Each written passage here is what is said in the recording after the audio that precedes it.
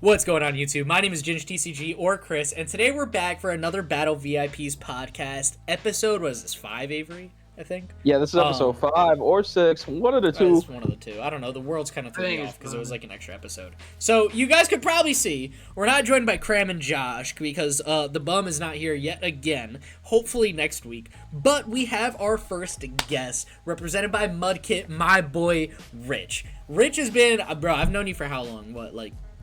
Since I was 10. I mean, there it is. Yeah, didn't take long at all. How long? Yeah, like didn't take long at all, bro. You're insane. Bro, All right, well, what? I've known Rich forever. My guy cursed about a minute and a half into this thing. That was the first word you said on the podcast. Nah, you're lucky you're my best friend, bro. So like I've got a few like people who I would consider my best friends. Rich is definitely one of them. I've known this kid since I was like maybe 9 or 10 when I moved to across town. I was like not next door neighbors to him. We lived like 3 houses down. We were like boys ever since. We got into like him and one of my other best friends who won't be named until he jumps on the podcast. Started playing during COVID, and this is like one of the guys who I've told everyone how I started. This is one of the goons I picked it up with. So I'm excited to have Rich on the podcast. We've been playing this game forever. He's joining us for Baltimore this weekend as well. Usually when I'm doing deck testing, I'm probably not playing against him because I'm trying to get better at the game, but he's there to help me in the background. Wow, If you guys hear me call someone out, usually in like game 3 of a video, because I don't care at that point, it's probably him. Like more likely than not, bro. Rich. No, nothing beat when you. What was it? What was that? What's that one? Oh my god, I was like, I miss Festival Leads. No, yeah, Festival there it is. Leads. I miss. And I was like, no, it was funny because I was watching it and I was like, he doesn't know. That I didn't know what it did. It's with energy. It's with energy. But yeah. And then I called you out, and you called me when the video went up, screamed at me about it. Like that. That's bro, because I got called out, and I knew what was happening. I knew it before you did, and I got called out for it. Bro was a victim. I was upset. Bro, I was a victim. I am a victim, bro. So, this is Rich. Rich, is there anything you want to say about yourself before we? No, it was just like a lot of fun. I don't know. I just remember like when we were just playing absolute piles, having 30 different 30 different Pokemon in the deck. No, like literally like 20 Pokemon, maybe 2 supporters, 20 energy, maybe, and like 11 supporters. We had. Like, I was gonna say like we had like Ugh. maybe like 3 research, and that was like about it for like, and maybe like a boss or 2, and that was it. I don't even think I played boss until like a month into. I don't. playing. Yeah, I was like, wow, this support sucks. Like, Why would I think maybe anyone one. use this? I think maybe like one of us had. I think maybe you had like 1 boss. No, it would have been Aaron. I remember Aaron thinking had that that. cars was trash when we first picked up the game. I'm like, I don't care. Yes, It's on the it's like bench. it's a whole I just want to kill supporter. what's in the active. Why stuff. am I using it, bro? That doesn't draw me cards like Hop. That doesn't draw me card. Exactly, it's not Hop, bro. I'm that not was drawing him 3 Nah, bro. off of this. dude, bro. What? I mean, I will say the one sleeper supporter that I think we had at an early stage that I think was like the most gas stuff, and still is the best one of the best supporters. There it is He's again. good at this, bro. He's good at this. We spent 10 minutes before the recording trying to get it out of him. Demonetized the speed run. Oh, it was Avery though. Avery Oh, is that's still so like, true. That's so true. That was a an supporter amazing that we support. all had, Yeah. and we were all like, and then like we actually started playing competitively, and when like when we then reached into the binders to the bulk binders to then just like start playing like Because actually, it was Hop, like but with extra steps. it was Hop. And it was awesome. Hops with extra steps, Yeah. and it got whatever you wanted off the board. For Like, those it's of you who like- don't know, any newer players, Avery rotated 2 sets ago. Yeah, I did. You drew 3 cards, and then your opponent discarded bench Pokemon until they had 3 remaining. So that was probably like the best card in any of It your would have been games. dude. That was the Yeah, it was amazing. That was the Guardy tech. Yeah, I Pre-Guardy, used- though, I made that did card. not exist. Yeah, real. No, it did. It I made did. that No, card. it was. It was. It Gardevoir was did in not Guardy. Oh, you're saying? I thought you meant when we started. Like playing. Shining I was Arcana, I like thought Shining, you- yeah, Shining Arcana Guardy. Well, like, cause that's what I mean. It was one of the decks. It was one of the cards that like. I thought you meant when started we first playing. started playing ever. No, no. But it was one of the cards that, like, when we actually started playing, like, competitively, we were like, wait, we all have, like, 7 of these. Oh my god. No, it was solid. Wait, we should start playing it. And, like, yeah, like, I mean, that was, like, a Guardy tech until it rotated. Well, because my god, did that get Shining Arcana? You're never the top 7. So you're never gonna stop. You got a place to be. And y'all were thinking I'd be camera shy, bro. You're the one who has to leave at a certain time, bro. In the number 1 spot for the top 7, we have Charizard Pidgeot. Mind you, this is like, I think this might be the most accurate top 7 we would ever try to come up with, because we're all 3 of us are going to Baltimore. Rich had no say in this tier list. He came after. But no. Avery and I have been putting a lot of thought into this for a while, so I think, like, this is probably, like, one of the best tier lists we'll have for top 7 decks right now. Again, if there's differences, yeah, let me know in the comments. It's not that deep, bro. Like, I'm very curious to hear what you guys have to say about it. But in the 1, I think it's clear Charizard. No, not... Oh, with Cape? Yeah, with Cape. It was just the most recent winning list. Stop. It might be a problem for... I don't need a 440. I don't need a 430. 430. I don't need a 430 Charizard, bro. That's already hard enough to one-shot as it is. Yeah, no, it's not happening with I Cape. can do it. I mean, Raging Bolt might. Your deck might, Avery. You're right. I could. With your whole deck. You could. Yeah, like half my deck. Speaking of, I have your cards for your deck here. Most of them have came in at this point. Let's go. Yeah, everybody that's watching this right now, screenshot that. Get his 60. Nope, I held it sideways. tilted back. No one saw. No. Actually, you know what? No, I'll out you on the top card. I'll out you on the top card. We got Pheasantipity. It's Pheasantipity. It's in half the decks now. That's your attacker, bro? You're gonna lose. He's got quad Pheasantipity. Charizard is just soloing the online scene. It's got 21.7 overall play percentage, as well as 21.7 win percentage, which is odd. But wait, no. Is it that high on the play percentage? Did I mess that up? I might have. I feel like I did. Is it really that high? You and math are never friends. No. I'm a psych major. It's 12.3 overall. Oh, it's because I mixed the order at first. It's 12.3 play percentage. I apologize. I did bum that one. But it's still the most played deck. It's also winning the most tournaments by an absolute landslide. I don't actually think we've had a podcast where there's such a big gap between this is one of the biggest gaps. I don't think it's the biggest. I think it's one of the biggest gaps between first and second winning tournaments. For the 1 and 2 deck. It's insane. It's just I've been calling out Charizard for a minute. Yep, you and me both, Rich. Bro. I've been calling it out for a minute. I've been saying it kind of flunked with Dusknoir, and here we are with Dusknoir kind of carrying the scene. Cause like every game that I play, I feel like, or like every turn, I'm like, damn, if I had this one card, I'd be chilling. And like Pidgeot's just that. That's how Charizard is. Yep, that's the whole deck, man. And if you don't have Pidgeot, you have Force Heal Stone. Exactly. You can get both. It's like, oh, I don't have a rare candy or a Charizard. Oh, let me get both real quick. Yeah. I can almost promise you, if I listed every single time I played against Zard on the ladder or in real life, there would be less than 5 where they do not get what they want when they want it every single time. I swear, I hope it's not just me thinking. I think this. We've said that. No, it's all like 5 episodes. It's so bro, infuriating. all right, TCG Live is the most rigged client ever. Nah, you ain't even lying. You are not wrong. I hate that. It's so like real. I can't. I think it's the Red Bull talk. I don't know if you've actually looked at Charizard lists. To be fair, either of you though. So Thornton is a new staple in Charizard. Very different. No, I mean I love it. I mean Manaphy it's not you were even worried to get about Manaphy back. Ninja. It's so if you don't get Manaphy out, you can get the Manaphy. No, turn Manaphy into Charmander and then it's so attacker. if you get Kyurem'd. Canceling Cologne to Kyurem, you could turn your Manaphy into a Charmander or something like that. You know what I mean? So it's like, okay, cool, you played Canceling Cologne and Prime Catcher to wipe my Charmanders. Anyways, don't care that an Ask. Here's my Charmander. So it's similar to that. And then also, I play Luminion to get Arven. Yes, exactly. Or Seal Stone. Exactly. and now I have a Charizard. You know, your whole thing that you just did to, you know, wipe all your what's it called? All your energy off the board. You know, your And big, that 2 like, prize dive liability play. you wanted right after.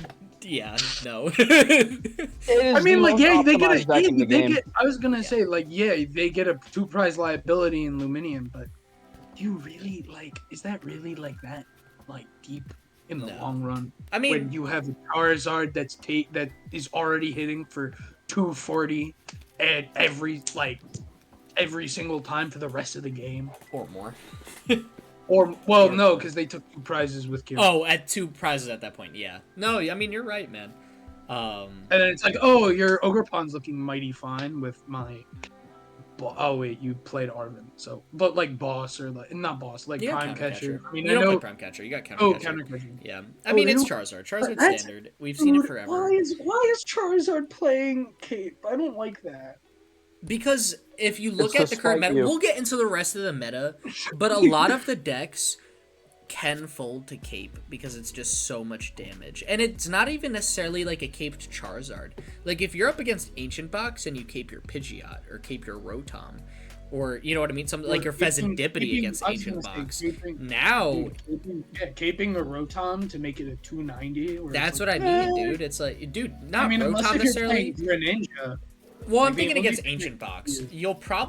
You could skip Rotom, go Pheasantipity, and just cape that. Now you've got a 310 HP Pheasantipity. That's not going to KO until the last prize of the game. Whereas normally that was like a pretty early KO.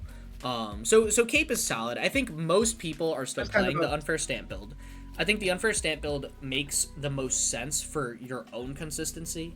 And I think something that's not shown here, obviously, there's actually 2 versions of Charizard floating around. I don't know if you guys have seen many on the ladder. The build with Entei, it's like pure Zard Pidgeot like we saw pre-Shrouded Fable, but it's got Entei in it as well. I think both builds are solid. I think this one is harder because the hands are clunkier because of the Dusknoir line, but they open up bigger plays. I think Entei is more consistent, but it's a bit easier to manage, to pilot, to figure out. Yeah. So they're both there. They're both solid. I got them both. I've just heard that like from like what I've been hearing is that the Dusknoir line kind of just makes stuff a little too clunky. It makes things clunky. We've talked about that before outside of the student calls. I think it makes it clunky, but it's not clunky to the point where it's unplayable. It's just harder to navigate. That's literally Charizard. Yeah. It's Charizard. You can't make it clunky. No, this is the clunkiest it's ever been. It's not that bad. Exactly. And I mean, and it's in top 1 spot. Like, yeah, it's not that clunky. It's won 21% of tournaments. It's not. It's fine. The issue is not consistency. It's clunky. Yeah. I'm saying if it's pure Zard on Zard action and it's non Dusknoir Zard versus Dusknoir Zard, the regular Zard, if played enough, like I'm talking like 100 times over, the pure Zard will win. I don't know about that actually. It depends who's playing. It's just like If you have a solid. I don't even think bricks are going to factor in that much. I think you're assuming the bricks are going to factor in a lot. I don't think they will. If you have 2 amazing Charizard players, I still think the Dusknoir version would win. I just think, yes, they would see more bricks, but I still think they would come out on top after 100 games. Yeah, you can just... It does 180 base, obviously, but like when you can get those damages, like you can turn Zard from hitting for 180 into a Oko if you just get like what you need. That's true, especially like Miraidon. Exactly. Yes, if you can hit a Miraidon with Duskull, like you're one-shotting it with Zard. Let's see. Or a Gardevoir EX. Well, you don't even need Duskull. You just need Dusclops, not even Dusknoir. It's those basic EX decks. Besides Raging Bull, like Dusclops will just do the work for you. Wait. What's a 310 HP? Not many that are huge. I mean, like, Guardy exists, but you're swinging weakness. Greninja EX, but no one's playing that commonly. I was going to say that. Yeah, like, none that are in the format that we're Dusknoir plus base is KO. Yeah, but they're not popular enough to the point where, like, that's the reson. You know, it's more so for, like... That's also, like, a good shout for down the line. Yeah. Yeah. Like, I feel like honestly, Greninja's kind of a sleeper pick. Like, not like. I think Greninja's kind of in a rougher spot. We're in too fast a meta for Greninja. I was gonna say, but like, give it it's gonna be like, I mean, everyone also said that about Regidrago. Look, where's that? That not when Ogre Pond came out. No, I'm saying. You could like, argue Regidrago is a turbo deck. We'll get into that when we get to it. Let's get to the next deck. Charizard's Charizard. We know what it is. Ancient Box. We talked about it before. I think it's a deck the podcast takes a lot of pride in because it was our first rogue deck that literally jumped from our top 3 rogue decks to the number 1 spot the podcast. I will also wait. Can I also say something about? I will say my favorite troll is either playing Gengar or any sort of moving. Or playing handheld fan. Or that. No. Handheld fan. Wait, does fan discard or move it to a different Pokemon? Oh boy. Oh god, Rich. Moving. What's it called? Moving the fire energy to Pidgeot. Well, why would you do that when you could just move it to Rotom?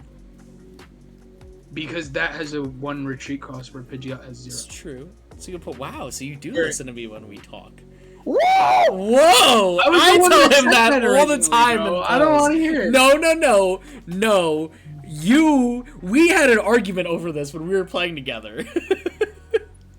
I just like it on Pidgeot because it's like, oh, what are they gonna do? I know, that's what I told you. Catch another energy. I'm messing with you. All right, whatever. Doesn't matter. Whatever. It doesn't matter. But that's just fun. That's just when fun. You come over on Thursday. It is. Wait, I'm coming on Thursday. I don't know when Aaron's getting you. That's for you and Aaron. I was gonna say that's a Friday. I thought that was Friday because I have class. Whatever. That's a not podcast issue to figure out. Anyways, Ancient Box in the 2. This build won a tournament most recently on Limitless, like all of our builds. We try to pick a deck that either got first or second in a big tournament over the past 2 weeks.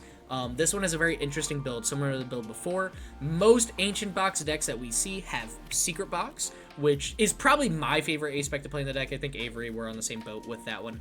This one's playing Prime Catcher with Cobalions to deal with the bigger Charizard matchups that you're seeing. Honestly, kind of love it. I mean, like Ancient Box. I mean, this is like thing hits hard, it hits fast, and you will pack your opponent up. You will promote them from a regional. What's the word? A regional player. I'll use that. I can't think of any sophisticated British word to use for that spot.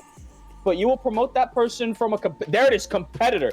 You will promote them from a competitor to a missing person because they're not coming back to anywhere. They're not seen in public ever again. This thing will turn 2. Guess what? That double prizer, that Luminion on the bench. Yeah, let me see that real quick. Gone. Discard pile. Gone. Let me see all those. Secret Box. It just. Yeah, it Secret Box buffs is the damage, guarantees the hand. I don't know. I'm always a fan of Secret Box. I also always love cards that is consistency. And yeah. Secret Box breeds consistency. Which, to be fair, you could argue Prime Catcher could do that in terms of guaranteed prizes every turn. If we're worried about Thornton in Charizard, well, now you can be more aggressive into it while also playing Sada. That's not something that Ancient Box did well beforehand. So, like, again, I like Prime Catcher. I mean, hell, you could also play Awakening Drum. Like, that also is just draw a bunch of cards. Generally, you don't bench that many Pokemon, so it's not as great right now. There's options, though, for Ancient Box, which is the point I'm trying to get at. Like, there's no one build for Charizard. Like, if we go back to Charizard, like, most people are playing the same 60, give or take, like, maybe 3-4 cards. Ancient Box, you could be seeing very different count. You could see 3 to 4 differences within Rod to Night Stretcher ratios in between decks. Or superior energy retrieval. You know what I mean? Like, there's 3 different aspects you could play that all make sense. I think 2 of them clear, but there's no real clear-cut answer on Prime Catcher or Secret Box, which is infinitely guaranteed better. I don't think there's a right answer yet for that thing. Yeah, because you don't really play... I mean, I'm just looking at the list. Yeah. I'm looking at right now. I see no boss. Well, because you can't. You have to Sada every turn. So that's why, like, Prime Catcher makes sense. Obviously, Secret Box also guarantees you Sada, so it's like, you know what? We're putting more of a gamble on having our Sada when we need it. It also guarantees 3 cards of discard. I'm only talking about Sada. I'm not even talking about the Pokestop, Sada, Earthen Vessel, Ancient Booster Capsule to get rid of for an extra Ancient card you also get off the Secret Box. Like, that's why I think it's better. But also, this is the first... This is also the first time I'm seeing Cobalion. Me too. That was a huge thing. I don't know if everyone saw me just look at my my screen real quick because I was like, what does this card do? Why am I seeing 30 more to Dark Pokemon? It's just for Charizard, just to kind of beef up that damage. With Charizard Roaring Wind kind of floating around the meta, it makes sense. I don't kind of need need of these. it. You do kind of need it because I'm not gonna lie, like first turn going second, you're only hitting like 120 maybe. Like yeah, I mean, if you get really lucky. Yeah, I mean, you might get like average though. Yeah, no, I believe you. 120, so it's kind of nice. Where it's like, especially if you're on like a by turn 2 going second, you're going to be hitting like that nice, maybe like 120. Where like now they're actually, now they're quaking in their boots because it's like, oh, now my Charizard's actually going to get 2-shot and not going to. And the best part is, it's a single prizer. You don't have to hit the Oka. With 2 colorless. You don't have. On Cobaline. Yeah. It's like, yo, it's stuck in the active. You gotta set it up because it got stalled. Wait a minute. Hey, at least you're swinging.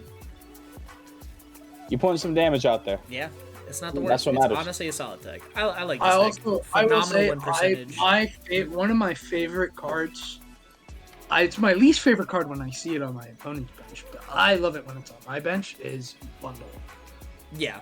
Yeah, that is a threat. That's a threatening card. If your opponent has a bundle on the bench, you are going to either be forced to boss KO that little thing right there, or you're gonna sit there and be like, well, I really hope I don't have something on the bench I don't want to put up. Because, exactly, bro. Especially like decks. I don't really know. Actually, I mean, I'm not. Really, you better watch your words very carefully. Much, you better. I don't know what you're about to say. I'm scared you're gonna. I don't know how many decks play a very limited bench. I feel like it's not many. Very true. In this very format. true. Very true.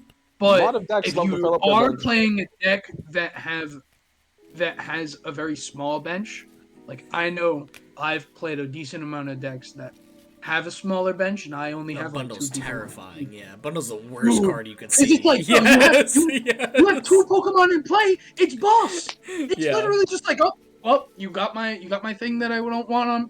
Nope. It's like my Arceus that I want. Excalibur. GG's, I guess. Exactly. I got my bags, my bags, my Arceus, my anything that's on the bench or my anything. My anything that's on the bench, and it's like, I really don't want any of this to leave because I'm kind of just sitting behind either like a Mimikyu wall, an Ogre Palm wall, something like that, and they just pop a bundle, and it's like, no.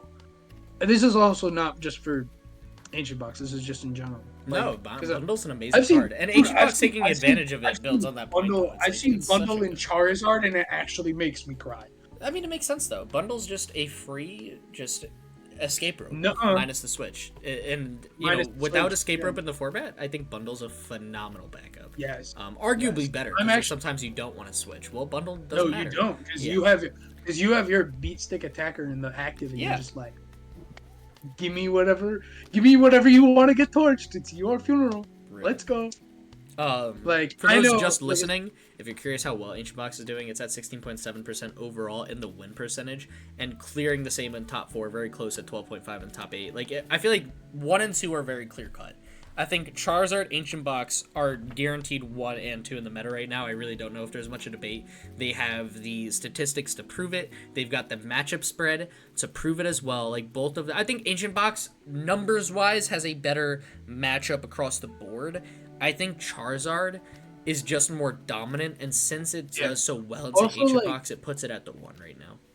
Also, you could just tech anything into into Charizard. Oh yes. Remember when we saw Erica's invitation? Well, that's because Charizard has a control build. Yeah, but I don't think that was control Zard. Yes, it was. Think of a deck archetype. You could play it with Zard. You could. Yeah, you could. Zard Pidgeot is whatever you need it to be. Control, beat stick attacker. It's there. It's got it. Zard Stall probably exists. Well, no, that's control. It's control Zard, which isn't a popular archetype. It's there. It's practically Stall. No, because it just runs like 4 Turo. Yeah, I was gonna say you just can't KO it. Yeah, fair. Anyways, I don't know how. Why are we still talking about Zard, bro? I don't like Zard. Neither do I. So why do you go back to it? because I hate it. I hate it so much. We're going on to 3. I need to get Rich farther away from the number 1 so we can move on from Zard. Guys got some PTSD. Here we go. But Raging Bolt with Bolt. Dusknoir. Come on. We're finding the good lists. No. Raging Bolt is gotta be one of the most infuriating decks, at least for me to see. You already see that Pokemon catcher, so you know for a fact that it's gonna flip heads when you least expect it to, and when you least need it to.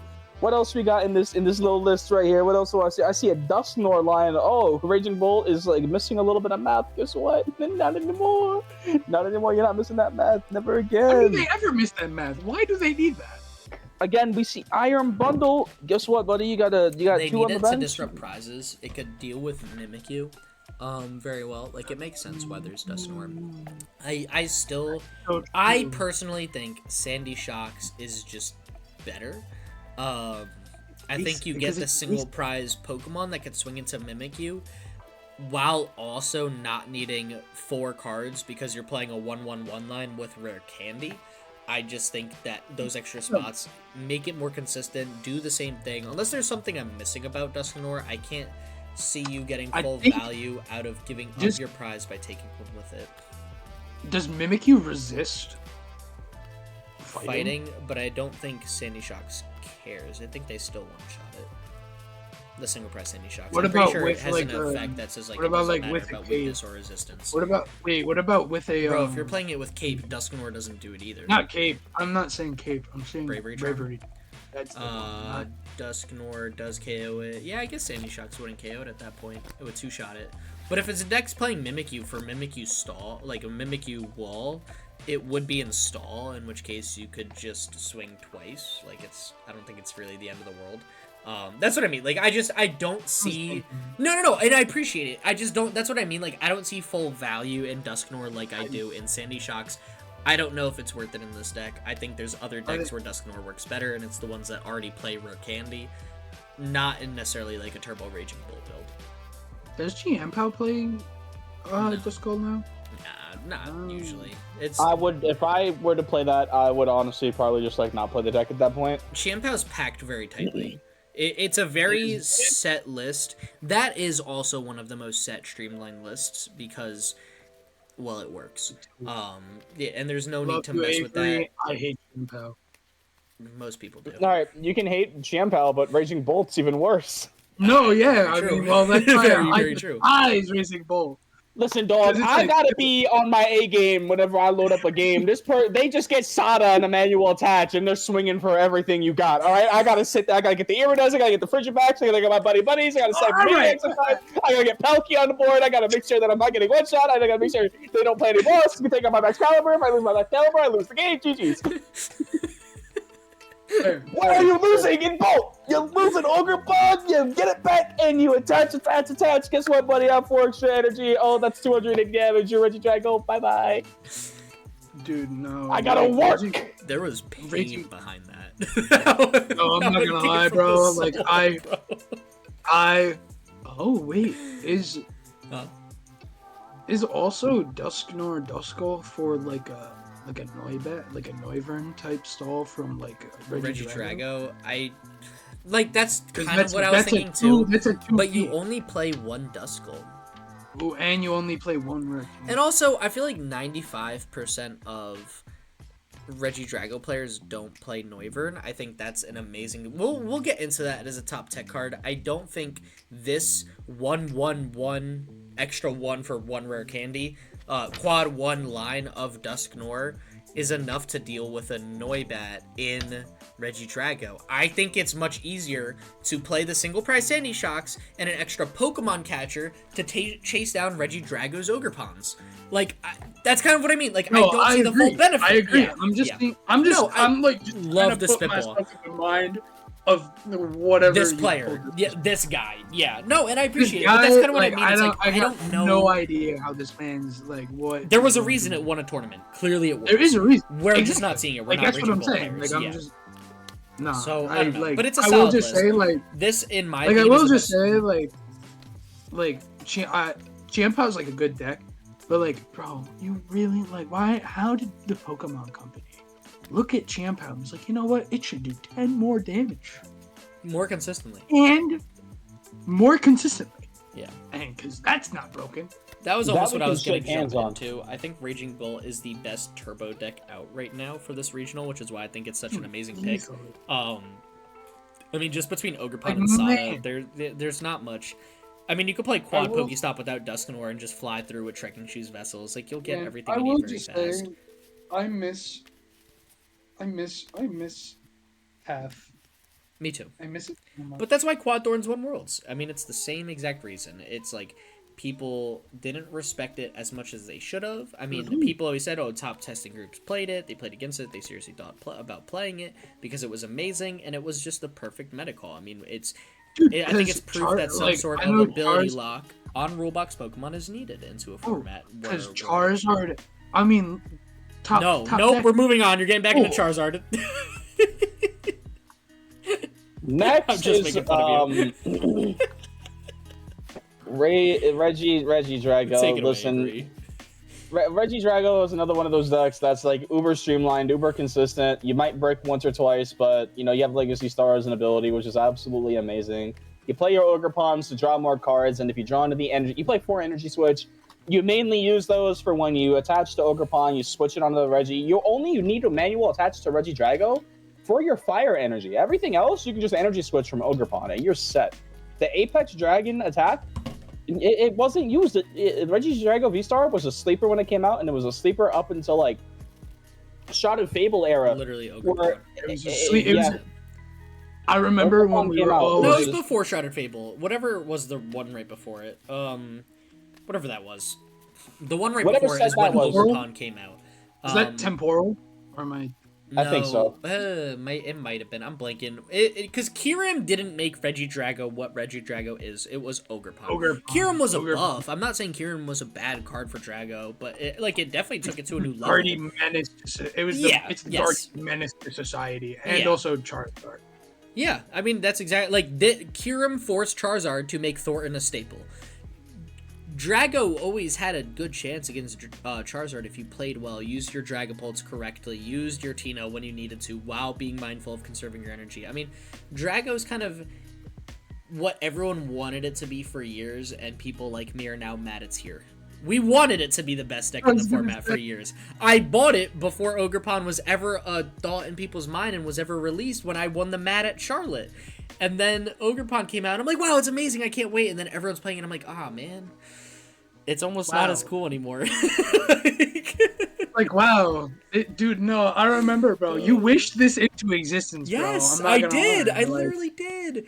But yeah, no, it's how do you feel about it now? I don't want to talk about it. I think about it at night, actually. I lost sleep because of this. I was gonna say, bro. But it's in the 4 spot because I think Drago is considered a turbo deck in the sense where you're playing Ogerpon Energy Switch Research. I mean, take out the Drago and the fact that you're evolving, and well, not in air quotes, you literally are evolving to attack, but take out everything, and it's like, okay, if I am telling you the core archetype to a deck is Ogerpon Squawk Research Energy Switch, you're thinking Raging Bull, you're thinking Reggie Drago, you're thinking decks at that type of quick pace that are turbo decks. I think Reggie Drago is the only evolution-based turbo deck. And with that type of speed and the evolution HP and power that comes behind it, I think it's a very versatile deck that people need to respect going into Baltimore. I think it's going to be one of the top 3 most played decks. If I had to take a pick, I would go Charizard, Raging Bolt, Reggie Drago, I feel like would be the most 3 played decks to Baltimore. Like, this is something you should expect to see 1 to 3 times during day 1, and you should be ready to deal with. And train hard, because this is going to be there, and it's going to be very hard to beat. It's versatile. It's so versatile. It's so bad. Thank you for coming to my TED Talk. That was my Drago rant. Dude, Drago... If I got a rant, you get one too. Appreciate it. Bro, because what's it called? Like, Dragapult just deals with almost everything. It hits so consistently. Yeah, dude, Tina can hit you like, it's like, all right, I need to do 280. And it has options. Any other dragon attacker. If you're worried about Roaring Moon, stick in Altaria so they can't use Frenzied Gouging on you. If you're really afraid, like Ancient Box, Raging Drag. Bolt? Yeah, I was gonna say stick in, or not Raging Drag, Raging Bolt, stick in Noivern. If you're worried about Ancient Box, stick in Goodra. I mean, there's just so many options for Regidrago out now. It's like, yeah, okay, maybe the spots are limited. Maybe you've really got, let's look at this list. Maybe you've got 4 spots, you know, to really work with. You've got 2 Dragapults, 1 Tino, 1 Kyurem. Maybe you're not as worried about Charizard and Guardy because all the other Drago players are keeping them in check. So you take out the Kyurem and stick in a Goodra, or stick in a Noivern, or you take out 1 Dragapult and stick in one of those cards. Like, this deck can do many different things. I'm excited to see how well it does at Baltimore. Honestly, as much as I hate the deck, I'd love to see it do well at just this regional, just so I could say, like, like Rich said, I've been wishing this deck into existence. I hope it gets some time to shine. It does, frankly, deserve it. It's been sitting in bulk binders for years, literally. It's about time it takes down a regional. The deck is a problem, but we asked for it. We did, and I'll own that. Yeah, it is, dude, and Goodra is an exceptionally good, because honestly, I also think a good, a good tech, I know this is like jumping ahead, but I think Quad Thorns actually might be a deck that we might end up seeing at regional. I wanted to put it in the top rogue deck. We'll get into that in top rogue decks, because that's something I was thinking too. Goodra, remember when we were still testing that one time? Remember when we were testing it that one time, and Goodra, like, saved me so Oh, when I was playing Quad Thorns? Yeah. Yes. I mean, that's... Because it literally just made me, like... Because, you know, Yeah. manual attach, but by that time, like, you were, like... My hammers you weren't missed, flipping, like, and you flipped, like, 2 Goodra attacks, and I just couldn't... And I hit 2 Goodra... No, because it's, like, you know, because you suddenly go from doing, like, 120 damage to 40 damage, and now, like, my Regidrago is now living for 6 turns. Yeah. Nope. By that point, I have another, what's it called? I have another Regidrago on V-Star, and that's also kind of set up. Not really. It's like, it's close enough. I'm still looking for that. Give me that canceling cologne, so I can now use my thing and get that one. I will also say, like, I feel like this deck, it comes back from the stupidest bricks. Oh my god, yeah. I have prized 2 fire energy and still won, and I'm like, this deck's stupid. Like, it's just dumb. Actually dumb. Like, just mad dumb, bro. Because, like... I was gonna say, I don't know. on to 5, also, just, like... more. Also, Jamming Tower, Jamming Tower Sinnoh makes sense. I mean, Sinnoh, I feel like if you gotta respect the Lugia matchup. Hint to literally, I think, the next slide. Jamming Tower to deal with Forest Seal Stone, TM Evolution, Defiance Band for, like, Charizard, stuff like that. Like, I like both those stadiums. I think both of them are very well deserved right now. Both of them need... What does Hawlucha do? Just pings an extra damage counter on the bench. Since Phantom Dive is putting 6 damage counters on a benched Pokemon, Hawlucha, you can bench it, get that 70. Ooh. You can take out those Ralts and stuff like that while setting up another for next turn. Take out that Charmander. It's solid card. Good Drago players will take full advantage of it. Newer Drago players will probably forget about how useful I cut it and put in an extra canceling cologne. Look, dude, well, that's... kind of a dumb idea, but I respect it. I was gonna say maybe that could be another Dragon spot. That could be your Noivern EX. Oh, that's my Noivern, and that was my Goodra. Yeah. I put in Goodra. That's what it was. I took out Hawlucha and I put Goodra. So in the 5 spot, we already mentioned it. We got Lugia V-Star. I mean, we've talked about it in pretty much every podcast episode that's been out for the Battle VIPs podcast. Not much has changed with the list. I just think it's in a very solid spot, because you've got the bulk with Lugia V-Star and Blood Moon or Luna. You could take the early extra prize cards with Iron Hands. You've got heavy Oko potential with Charizard. If you're playing the all-normal Lugia build, you've got Chinchino as well. I think what's interesting about this deck is you're prepped to deal with Iron Thorns. That Rich is looking confused because he's seeing his own Iron Thorns and a Flutter Mane. Well, if you're playing Flutter Mane in the active, you can use the Summoning Star ability against Iron Thorns, which allows you to play the game, and you only need that to do that once. So I think a build like this, where you could do some Bench Snipe with Ogerpon, which can really hurt Charizards, especially if they're not playing Manaphy, because they're like, oh, it's Lugia, they got Chinchino. Well, no, you're playing Ogerpon Iron Thorns. Like, I like it. I think this deck... has options to deal with a lot of the stuff we're seeing in the current meta, while still being able to two-shot Regidrago and other decks like that, which is really all they need to do. I think you just worded that perfectly. Like, there's not really much else I can really add. Yeah. It's Lugia. We've seen it forever. The decks... Yeah. No, the deck's so... I will say the biggest... I will quote you on this. The biggest enemy to Lugia is itself. Yes, its own hand. Yeah. I mean, yeah, you're gonna lead... you lead Luminion, so you can't get the ability because you let it 6 energy. Or you lead, what's it called? Hands. And you have 6 energy. And that's it. 3 double turbos and the rest are gifts. Like, that's it. And funny, I was gonna say, and no, you also have Legacy. And well, no, I'm saying your top that deck, would be the sort of get whatever. And your top deck from going first is Research. Well, that would be good because, well, I guess you would get rid of so many energy that wouldn't be good. Yeah, you would get. I was gonna say, yeah, you get rid of so many. And you get rid of Legacy too. Typical, and it's like, well, player. It's like, well, like Hands is now dead. It's just a liability to just boss and just stall because. I think this build is much more dependent on Legacy energy. DTEs on it and cry. I think this build is much more dependent on Legacy energy, which is why there's those 2 copies of Luminous energies, so you could take advantage of maybe. I mean, I don't know. I feel like it's kind of hard because then you need to. What? You can't put another special energy on. I was gonna say, and what does this deck play that's not? Special Monkey Dory. Excuse me. Played on Monkey Dory, move damage counters. That's exactly what you need to do against like Raging Bolt to hit that 240 with Lugia. I don't know. V-Start. I like the deck. I like this. I like Minccino better. Minccino is easier. I think this is much more technical. It's similar to Dusknoir Zard versus like regular Zard with Entei. Because it's also just like Minccino's kind of like how I look at it is it's like Raging Bolt Light, which is like a lighter version of Raging Bolt, where it hits for 70 every. I think you have to evolve, and you're also. It's hard because you're dealing with multiple Charizards, and you have to get rid of so many energy per Charizard. Like that's where it's different from Raging Bolt because there's no recovery.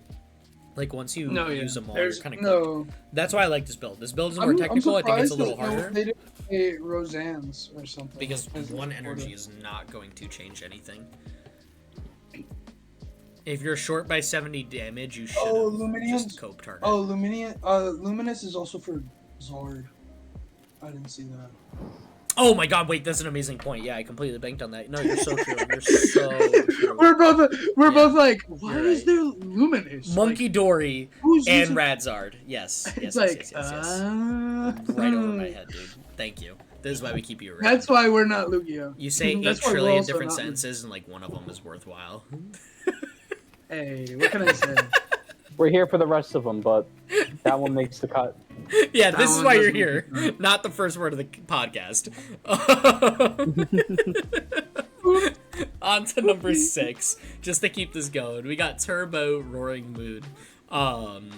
Yeah, y'all know what it does. Oh, wait, can I have some lasting thoughts? I also like the addition of Thornton. Oh my god, yeah. Hit double Radzard in a row.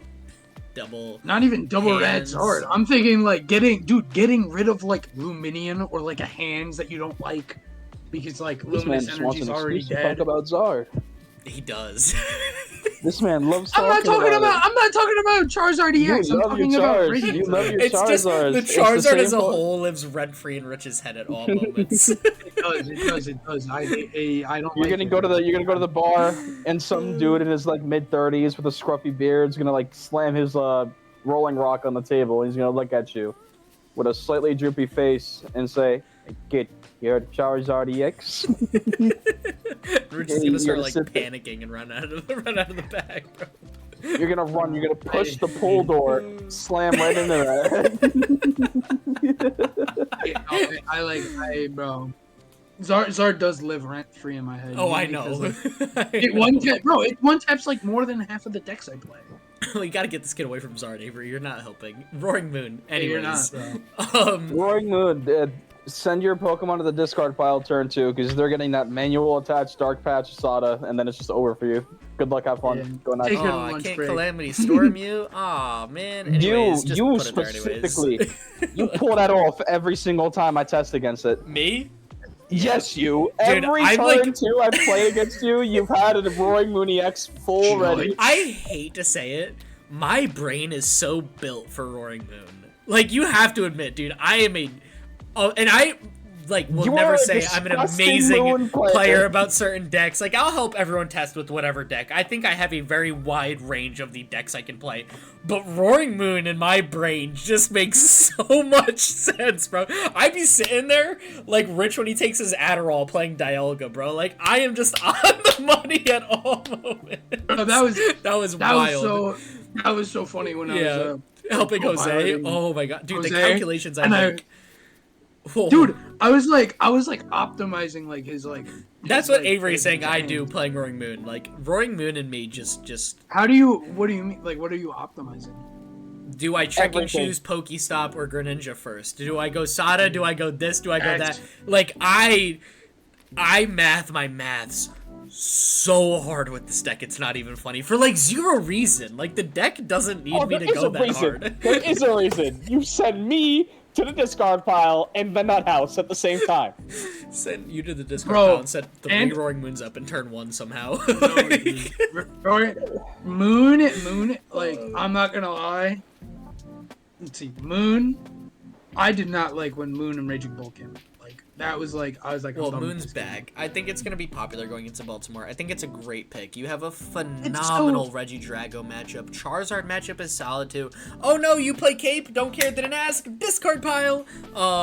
Like, I will say though, it does kind of, for the Regidrago matchup, it does kind of set up though some crazy nasty plays on Regidrago's part though.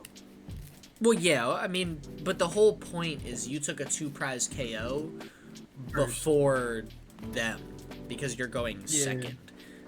So yeah, they might be able to get a Dragapult, but you're at the point where you're like, don't care. I'm just attacking first. You need to find your Prime Catcher the second you want it. If not, my 30 HP left Roaring Moon is in the active, so it's really not going to matter much.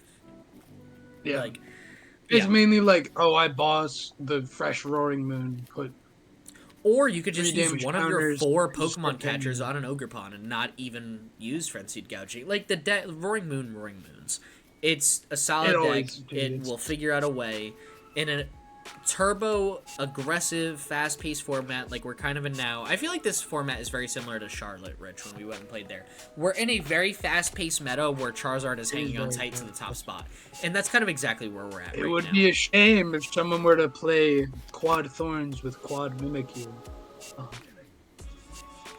I don't know if that would work the way we It need wouldn't to. work. It wouldn't No, work. but it would be I'm fun. just, But like, it would be a memeing. lot of fun. It's like We might it's have just to. like, We might have to talk I, later about making a deck. I have an idea. I've tried it once before. I think there's a better. It's time. mainly just like it's just like I don't know. Like all I see is a lot of rule box Pokemon. That's Yeah. all I'm saying. Just to keep it going too, in the interest of time, we are just gonna jump on to 7, get into these top decks. We've got Guardian the 7. People are gonna get mad at me. Honestly, I don't even know if it deserved a spot. In the top 7, I think now is just not the time for Guardy. I think its matchup spread is actually not. I'm not saying it's awful, but it's not great. Like, this is the worst spot Guardy's ever been in. I feel like going into a 'cause regional. Zard I'm is so blanking good. on. It's not even because Zard is so good. There's just so many other decks that can just deal with Guardy well right now. Miraidon. I think is Miraidon hand. could have taken the 7th spot if you're like. No, you I'm mentioned that saying like before the podcast. why Guardy is doing so bad is because Miraidon's kind of tailing in on that like 8 spot. Yeah, well, yeah, yes. Honestly, I don't even hate Miraidon in the 7. I think the popularity of Miraidon, the popularity of Ancient Box, Charizard, even Regidrago, with Kyurem and Dragapult as attackers to use, it just like, it's hard. It's Those Curliers looking mad tasty. yes. It's not, oh, you put a bunch of damage counters on Drifloom to KO my Regidrago? Anyways, we're gonna gust and then take 2 prize cards, maybe 3 now because you did that. Like, it's, yeah, I think it's a bit rough out there for Guardy. I don't know if it's gonna perform the way people want it to at Baltimore. I don't know if it's gonna see the highest play percentage. The end of God of War. Not necessarily the end, but at least a nice needed break. I will say this, though. I did. Yes. I will say I did play Drifloon. What's it called? On the record. You did first. I did. You I did play Drifloon. I played Drifloon. Screamtails. In the middle of the Shining Arcana meta of Guardy, Rich was out here cooking with Drifloon way before in Screamtails. Way like the second Screamtails came out. Actually, you were doing that. Yeah, it was Cool Trainer Pat. Cool Trainer Pat, yes, inspired you, and you were running it for a while. So yeah. No, because I was like, dude. Well, because okay. He froze for me. I'm just gonna go on a little bit because what was it? I played 2. I used to play like 2-3 Bravery Charms, 1 Ancient Booster Capsule, and I also played Damage Pump, which was the big one. And that was the one-shot Charizard, which made a lot of sense too. Like that was very well because the Damage Pump hit 110 on 2 Drifloons. Yeah. Because you. Yeah, which allowed you to one-shot 2 Charizards. One-shot 2 Charizards back-to-back, which. Chef's kiss. Yeah. Oh my god. No, it was solid. They had. Dude, they like. Bro, and they like looked at. Like, it was like, I just have Kid Scoop. And also, what's it called? With Ancient Booster Capsule, Screamtails hits 280. Yeah, which is big for Lugia at the time. Big for Lugia. I'm not gonna lie, that was some menace behavior. No, you were cooking well with that deck. I think Guardy. I'm not gonna lie. Even if it's in a bad spot, amazing Guardy players are gonna take this deck and do what they normally do in 5. Oh yeah, and it's something you can't take easy against. Like take it easy against. But I think if you're looking to play Guardy, you should consider other options because this is not necessarily the format. Like Baltimore regionals is not going to be the best space for Guardy, and it's not even because people are trying to deal with Guardy. It's just because we like the decks being played naturally are ready for Guardy. No, like bro, Miraidon literally like in that like Miraidon might not be super popular of a pick. There's so many other decks besides Miraidon that can deal with Guardy well. Honestly, Miraidon isn't even one of the worst matchups. Lugia also has hands. Anything that has hands, Chiampao. I mean, Lugia also is playing like the Wellspring Ogerpon we just saw. You know, Snipe Bench. Like, there's... that does Snipe Bench? Okay. Yeah, that's what I mean. So you don't even know if you need to play Manaphy against Lugia, because you might be thinking, oh, Chinchino, and all of a sudden your 2 Curlios are down.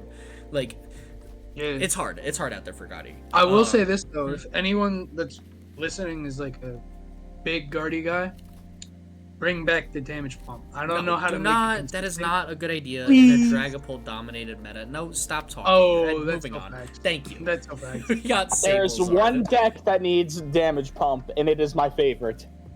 Oh, that's true. What does? Avery's. Oh, okay. It's Avery's deck that needs Damage Pump. Top rogue decks, top 3 rogue decks. This one's going over time, by the way. Rich, I love that we are so on the money, hitting our hour and a half every time. But the second you join the podcast, I'm happy if we break 2 hours today. we might. Oh my god. What can I say except I yap? Yeah, that's why you're here. Sablezard is a very, very criminally underrated deck right now. I think it's similar to Ancient Boxer. You've got a single prizer swinging into a turbo based meta.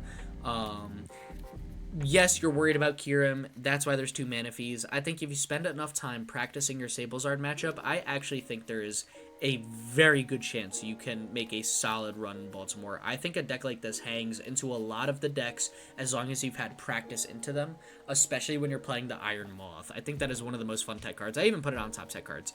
Rich, if you don't know what it does, the bottom attack, I forgot how much you swing for. We'll see on the top tech cards. But it's like good 2-shot damage for Raging Bull, and you prevent all damage done from ancient Pokemon next turn to this Pokemon.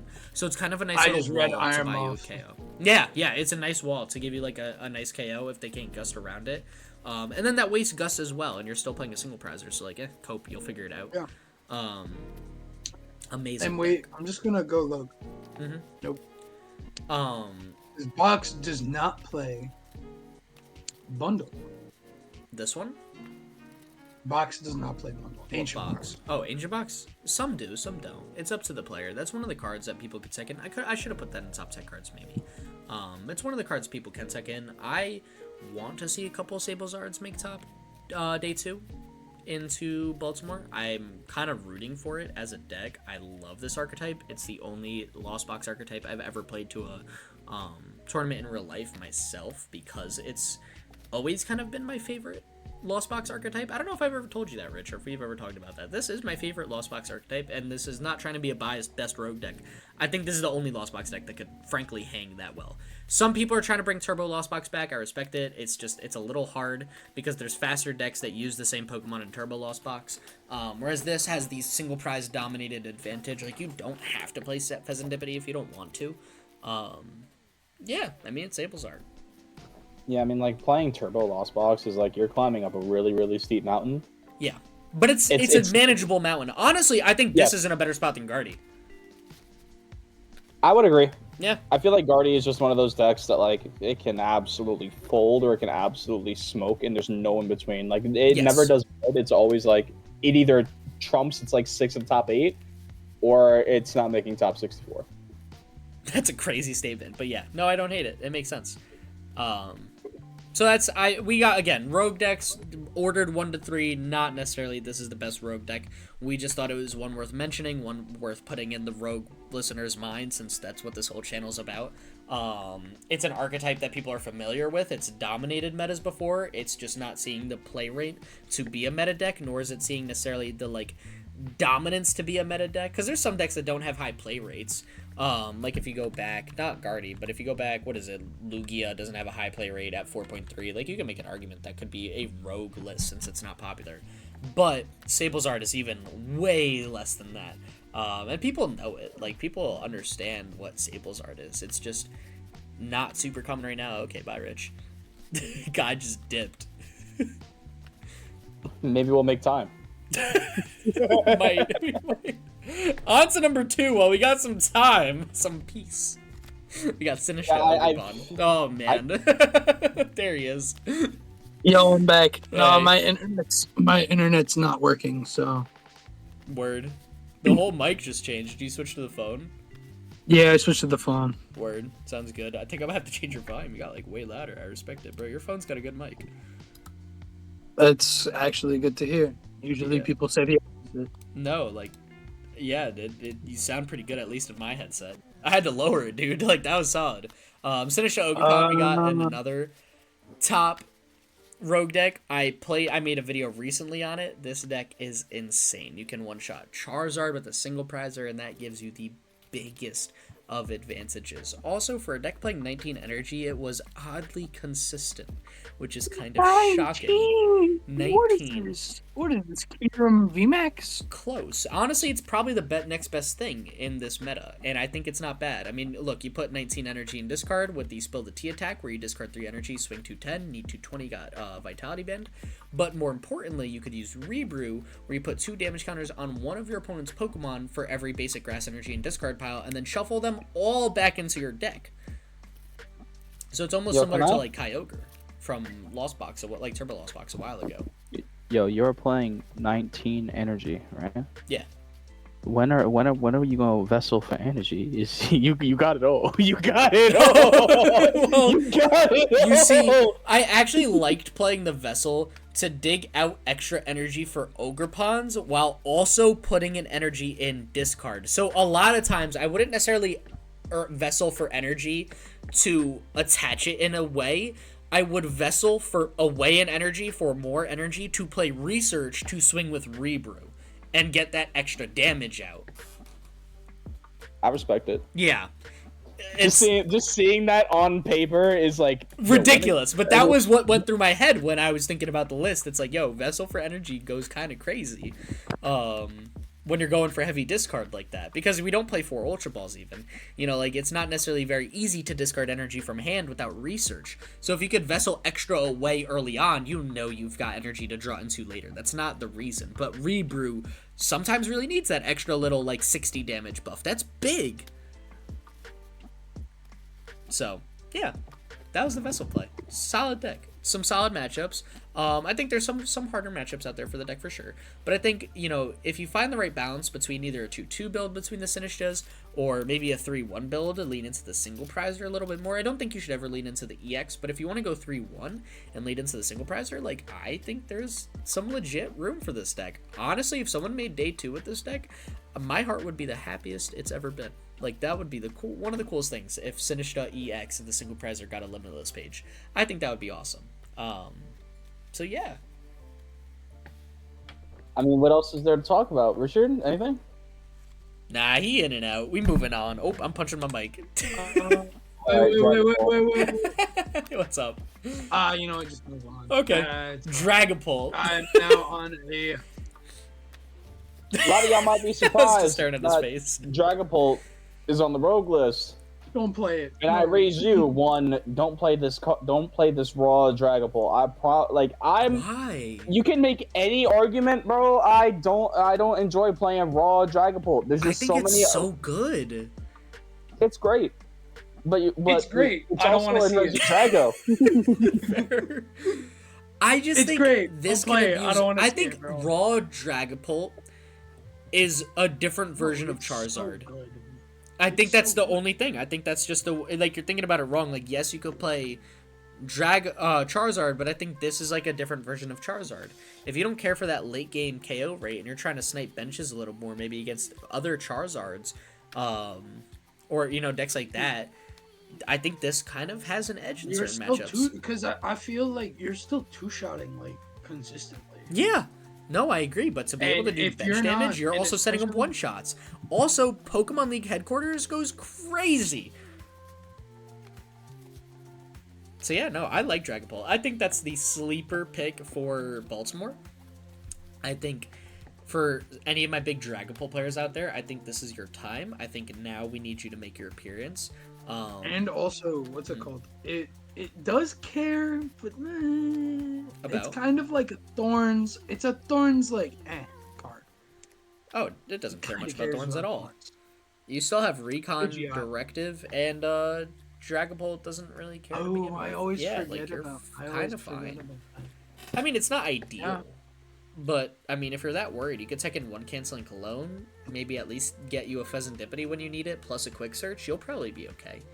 And even Yeah, I if was you gonna don't say- get Pidgeot, you could still use Forest Seal Stone under Iron Thorns. So even if you have to bench a Rotom just because you need that one card and you need to take a big KO, yeah, no, you'll be good. Like, I think this is a I was solid gonna deck. say maybe cut Rotom for Pheasantipity. No, I mean, not never, for never, never, never, for never. for Cologne.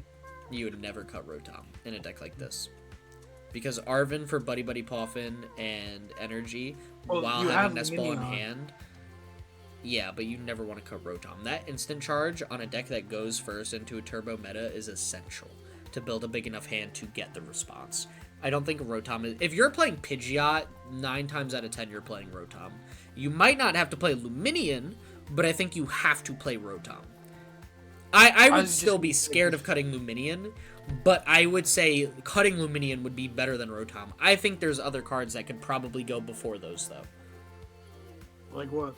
I mean, you already cut Hawlucha out of Regidrago. Why not just cut it out of this one, too? You know, like, if you're That's true. not going to use Hawlucha, you might as well cut it. Like, there's a reason it's there, but if you're catching yourself playing and testing and you never use it in 20 games, why is it in your deck? You know, like, just because there's a reason for it, if you're not playing it, why? And we actually have a whole section where I'll get into tips and things like that when you're building a deck. Just because I've been building decks for a long time, I might not necessarily be the best player. I definitely don't have the tournament history, like, you know, like a massive limitless page or anything to prove I'm a great player. But I do pride myself on being a legit deck builder and making some good decks. And I think conceptually, I was gonna say, I you've- understand I the think- game very well. I think you've quite literally made, I think, every single deck I've played, Yes, and probably I think most of them. Also, like half of our friends. Probably, or I help them fit. Like, you know, you guys will just text me like, Like I need Josh? help. I've made most Yeah, of like, Well, Josh will make some lists, but then he'll text me like, I need you to look at this. take a nap, wake up, and tell me what I did wrong. Because for some reason, when I sleep, I wake up and I still think don't know. better. I want to tech canceling cologne for something in my deck. The one that I'm currently playing. We'll talk about that after. I don't want to spoil any of our decks for Baltimore in the middle of this. No, podcast. I mean it's just tech and cologne. I just don't know what the. Yeah, still though, because I don't want to start talking about your list in the middle of this. Dragapult. I think it's a sleeper deck. I think Neo Upper Energy. I think Raw Dragapult is just the way to go. I like it. Maybe even a Xatu build. You're scared of Iron Thorns, just play Xatu instead of Pidgeot. I think it's a harder format for Xatu for sure. But if you're that scared of Thorns, which I don't think you really should be, but Rich, like you've brought it up a couple times, like you have options. There's options for Dragapult. There's so many options for so many decks, and which is kind of nice. It keeps the format interesting. It makes these regionals fun. Annoying. It's what keeps me in the it's game. annoying to tech. Oh, poor baby. Speaking It's annoying of techs, to tech. speaking of techs, why don't you hit the next slide and go to top tech cards? I'm also just going to show the Sandshrew from last episode. If you need the Sandshrew, it's there.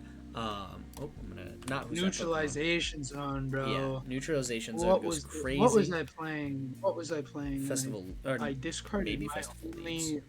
Probably not. I discarded my. I think it was, but I discarded the only stadium that was not prized in the deck that I was currently playing, and then they played Neutralization Zone, and then I cried. Cool, bro. Yeah, that hurts sometimes, man. I mean, it's a good card right now. We're in an EX-dominated format. One is actually a that card makes me cry. Noivern for Drago. Academy at Night, Pheasantipity are in the middle. They're kind of there just for, like, anti-Iono. Going into Baltimore, something I think a lot of players need to keep in mind is, like, hand disruption and stuff like that. Pheasantipity is the obvious choice because you just draw 3 when you're KO'd. Academy at Night is such a sleeper stadium for so many decks that could play just to help with Iono in the late game.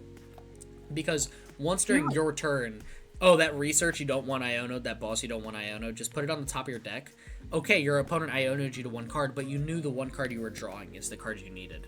I think it can really get you out of a situation. Yes, especially in the late game. Oh no, what if they bump it? It's okay. You already got value. You already put the card you needed on top. Or also, the classic is Miraidon into, like, energy. The game generator. Energy generator. It takes away some of that gamble. I'm not gonna lie, bro. Like, I think Miraidon especially. I think like, that honestly, probably should have put that in the top of decks. Generator is, I feel like, literally a fake card. Oh yeah, absolutely. If Generator came out for like almost any other type, like dark, water, fire, grass, it would just be like one of the best cards in the format. I think it still is. It's one of the most fun cards in the format easily. I love gambling my heart and soul away to play a deck. Yeah, but like, I'll do that all day. Bro, the amount of times I'm like, all right, I have 3 generators in my hand. Let's see if I could hit 2 energy. Maybe. Let's go gambling! It's a skill issue, and you need to shuffle better. Honestly, I don't know. Whoever's shuffling my TCG live hand could actually. I don't want to talk about it. Real.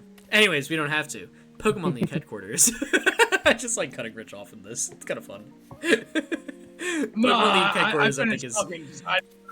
I didn't want to curse and stuff because my God, I only Appreciate Brother, it was the first word you said was the worst one.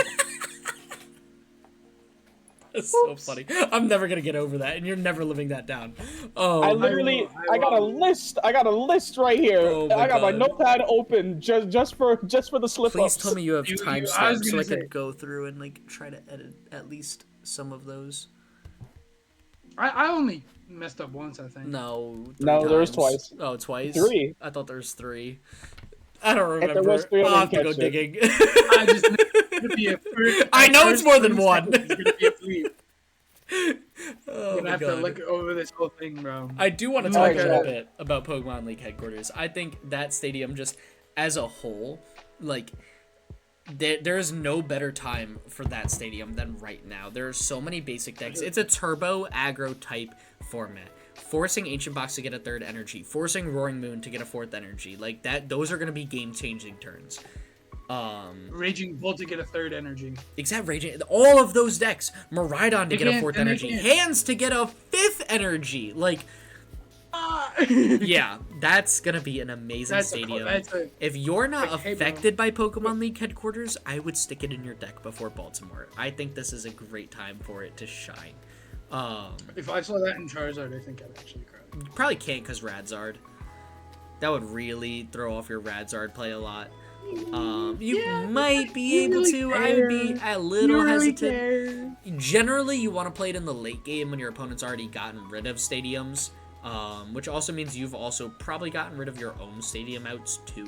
So that's a little scarier in a deck that could fall back on Radzard. Yeah, but again, like 2 energy can be on done. Zard is like really that's not necessarily good when you have played all your rare candies and you're just trying to attach Swing with Radzard. Also, don't forget that Zard decks play very, very low energy counts, all things considered. Oh, that's so true too. I know, I'm just... Yeah, like I'd be hesitant if a Zard player played free. it. You can.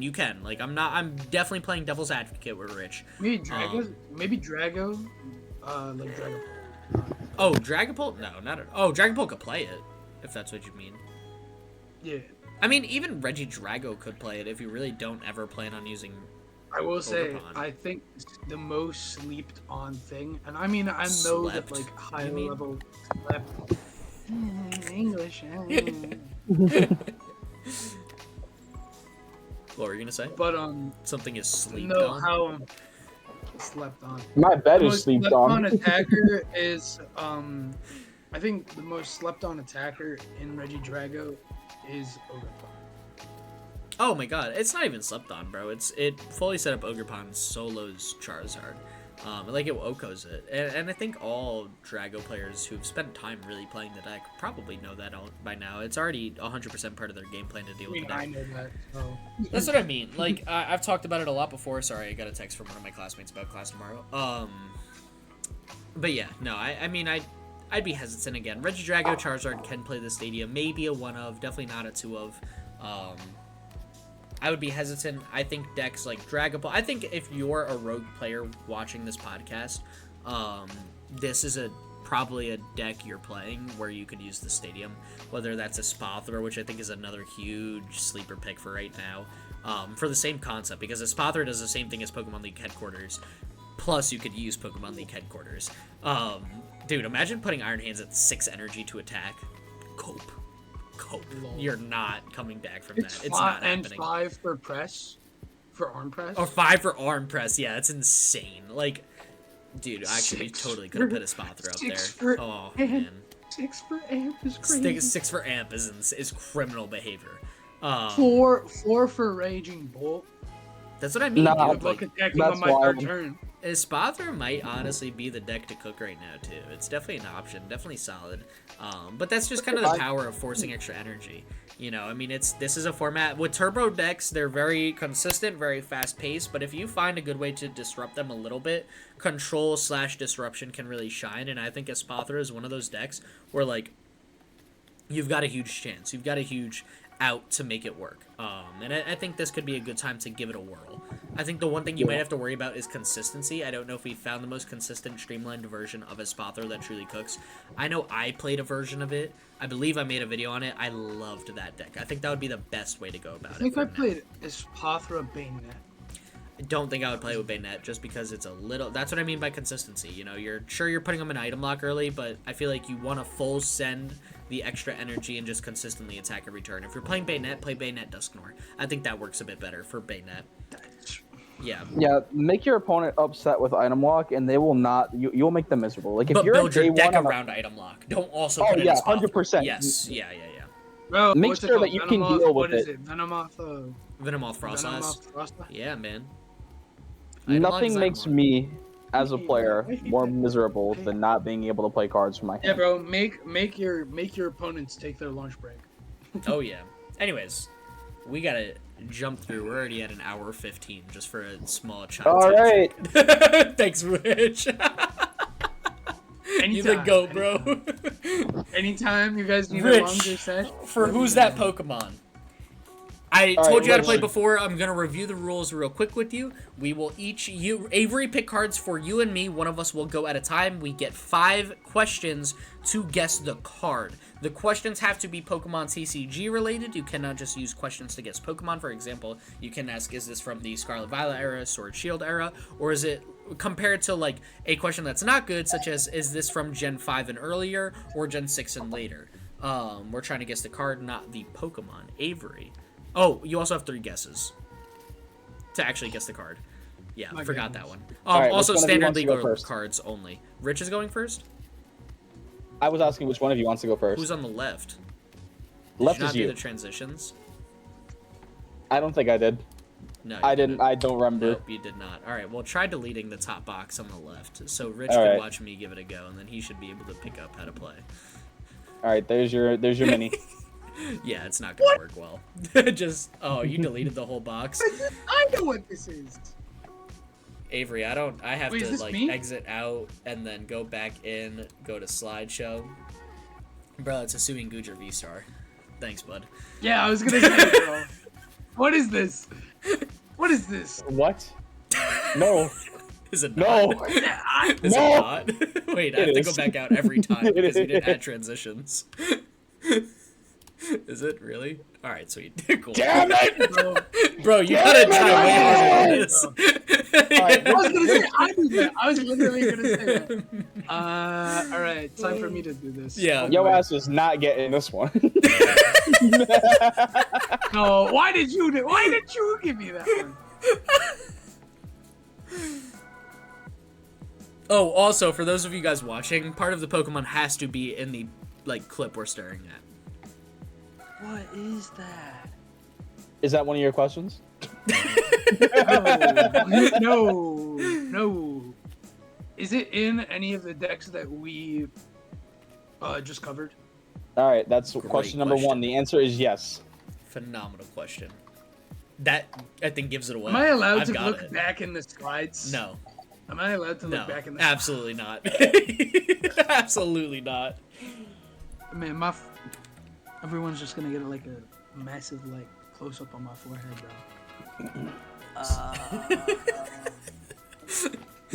You got a nice hairline, my guy. Yeah, I was gonna say, bro. Everyone's gonna. I actually do have a nice hairline. But what's it called? I'm not balding, which That's. is great. That's a wild statement I for mean, a Pokemon I'm proud of you for podcast. admitting that. Anyways, Rich, I know. on task, I know. buddy.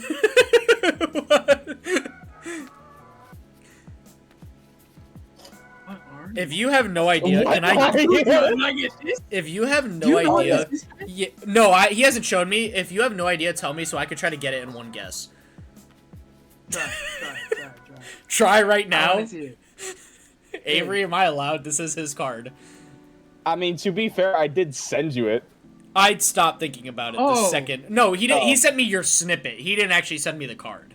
Like, he sent me the picture you got. I looked at it for 10 seconds and then continued making the podcast, like, backgrounds. Got it. Yeah. Oh, no. Actually, it was when I was trying to figure out my Previous camera. slide. Because my camera wasn't working. Actually, wait. Oh, Huh. oh, You got it. Yeah, I don't want to steal it from you. Whoa. No. Because I started started scrolling and Rich. started going back in slides. Cheater. I'm not talking. Do you want me to take one Is guess? Is Or it? no? Yeah, take a guess. Is it Regidrago Just take- V-Star? No.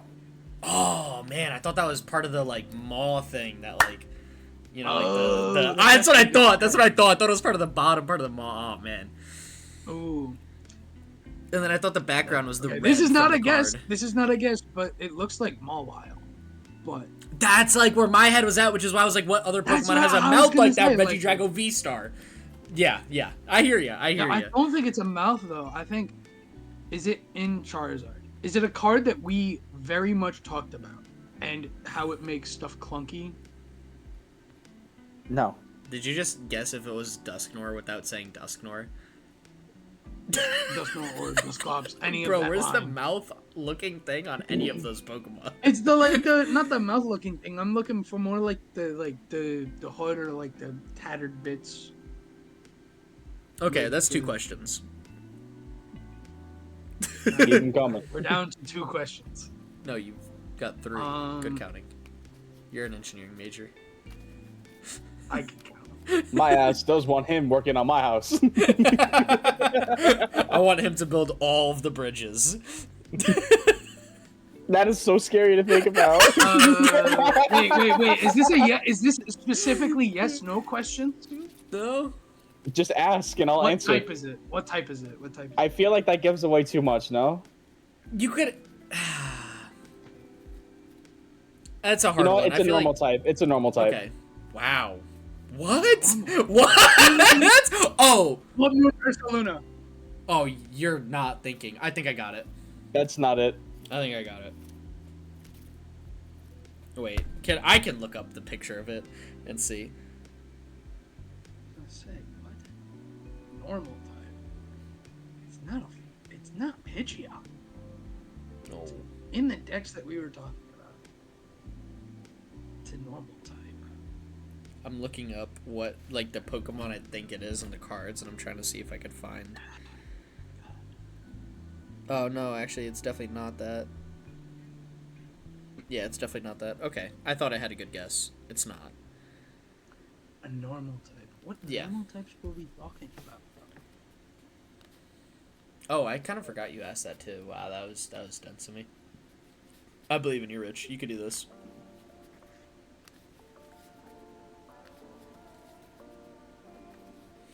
Is it in Lugia?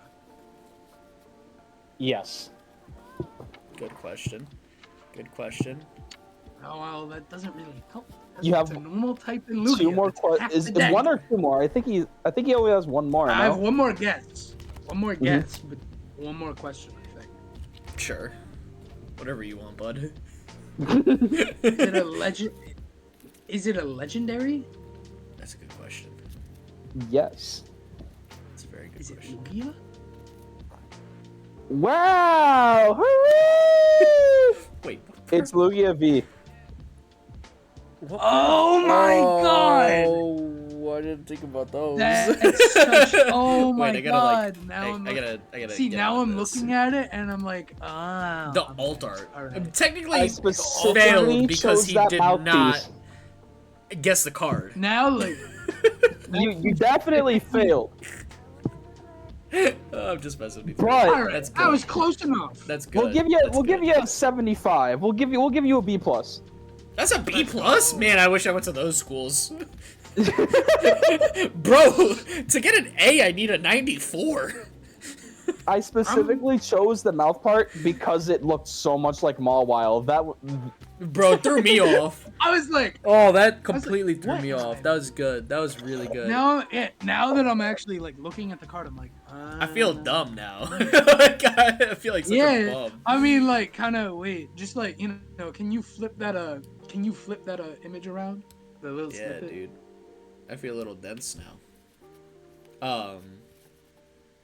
Well, the other one. Jump onto the next slide. So, I mean, we spent like now that looks like Lugia. Now that looks like Lugia. But before I was like, guys figuring out the anatomy of Lugia.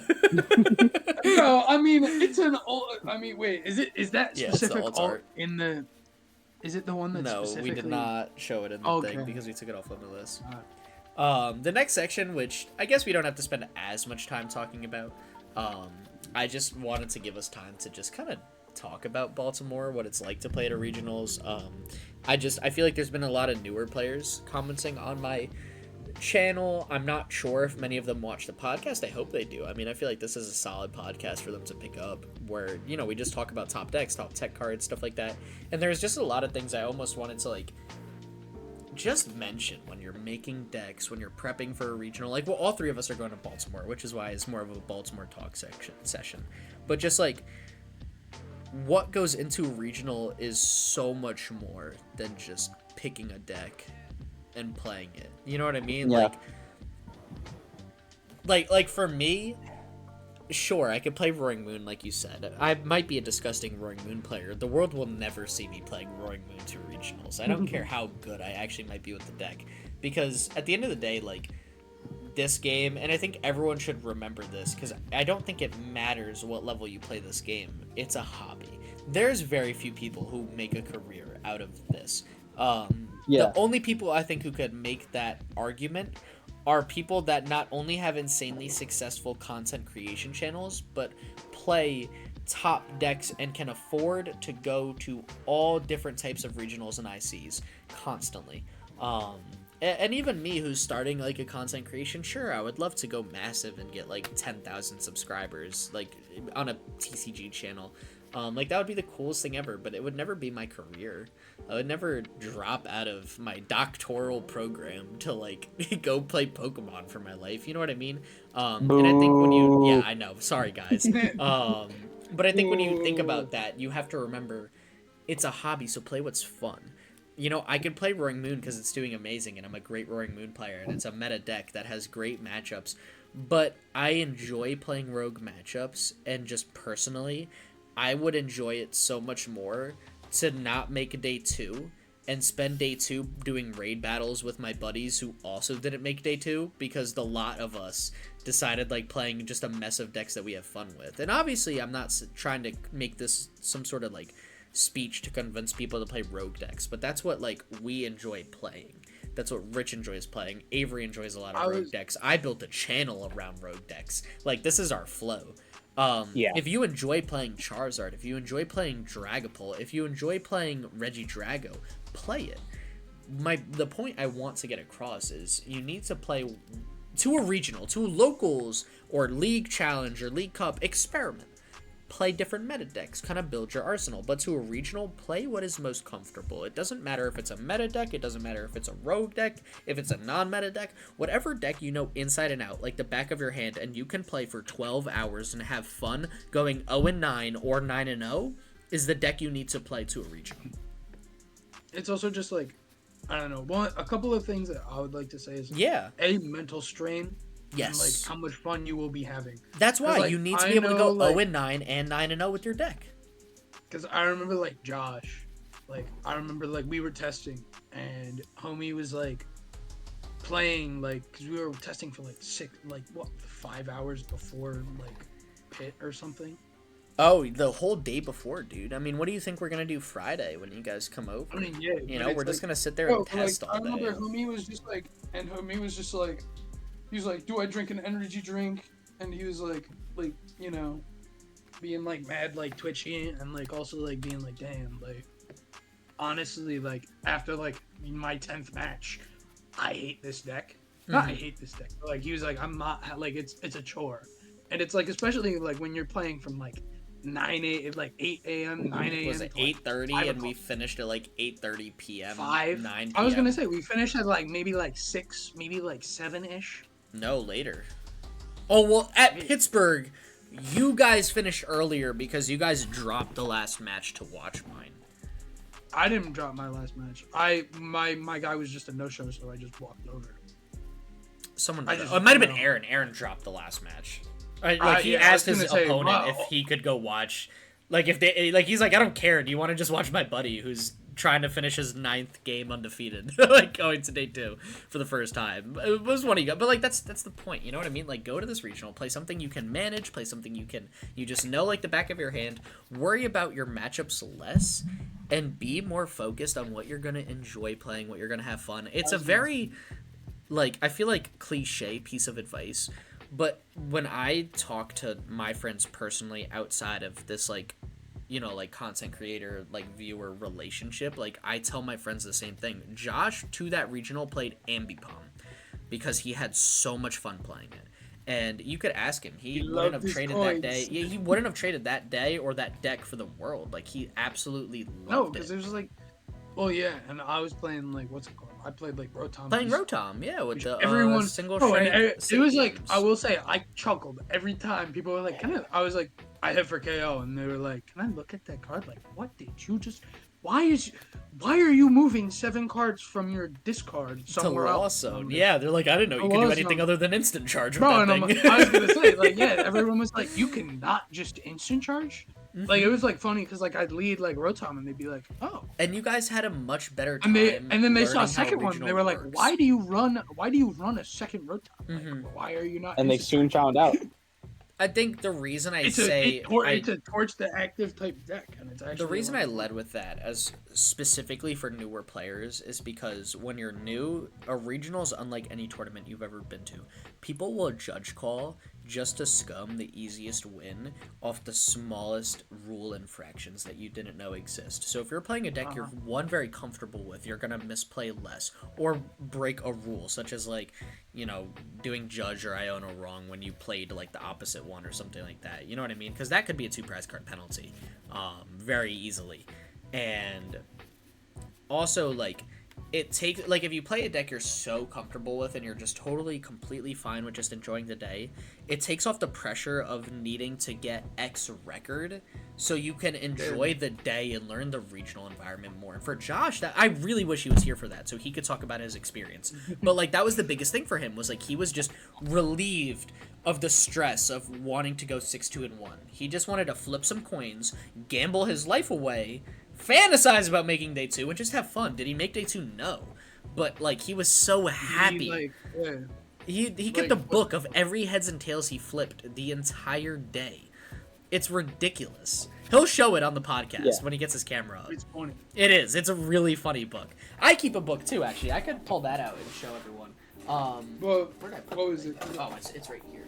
Go on, Rich. Because, like, I remember, what was it? I was playing, I don't know, because,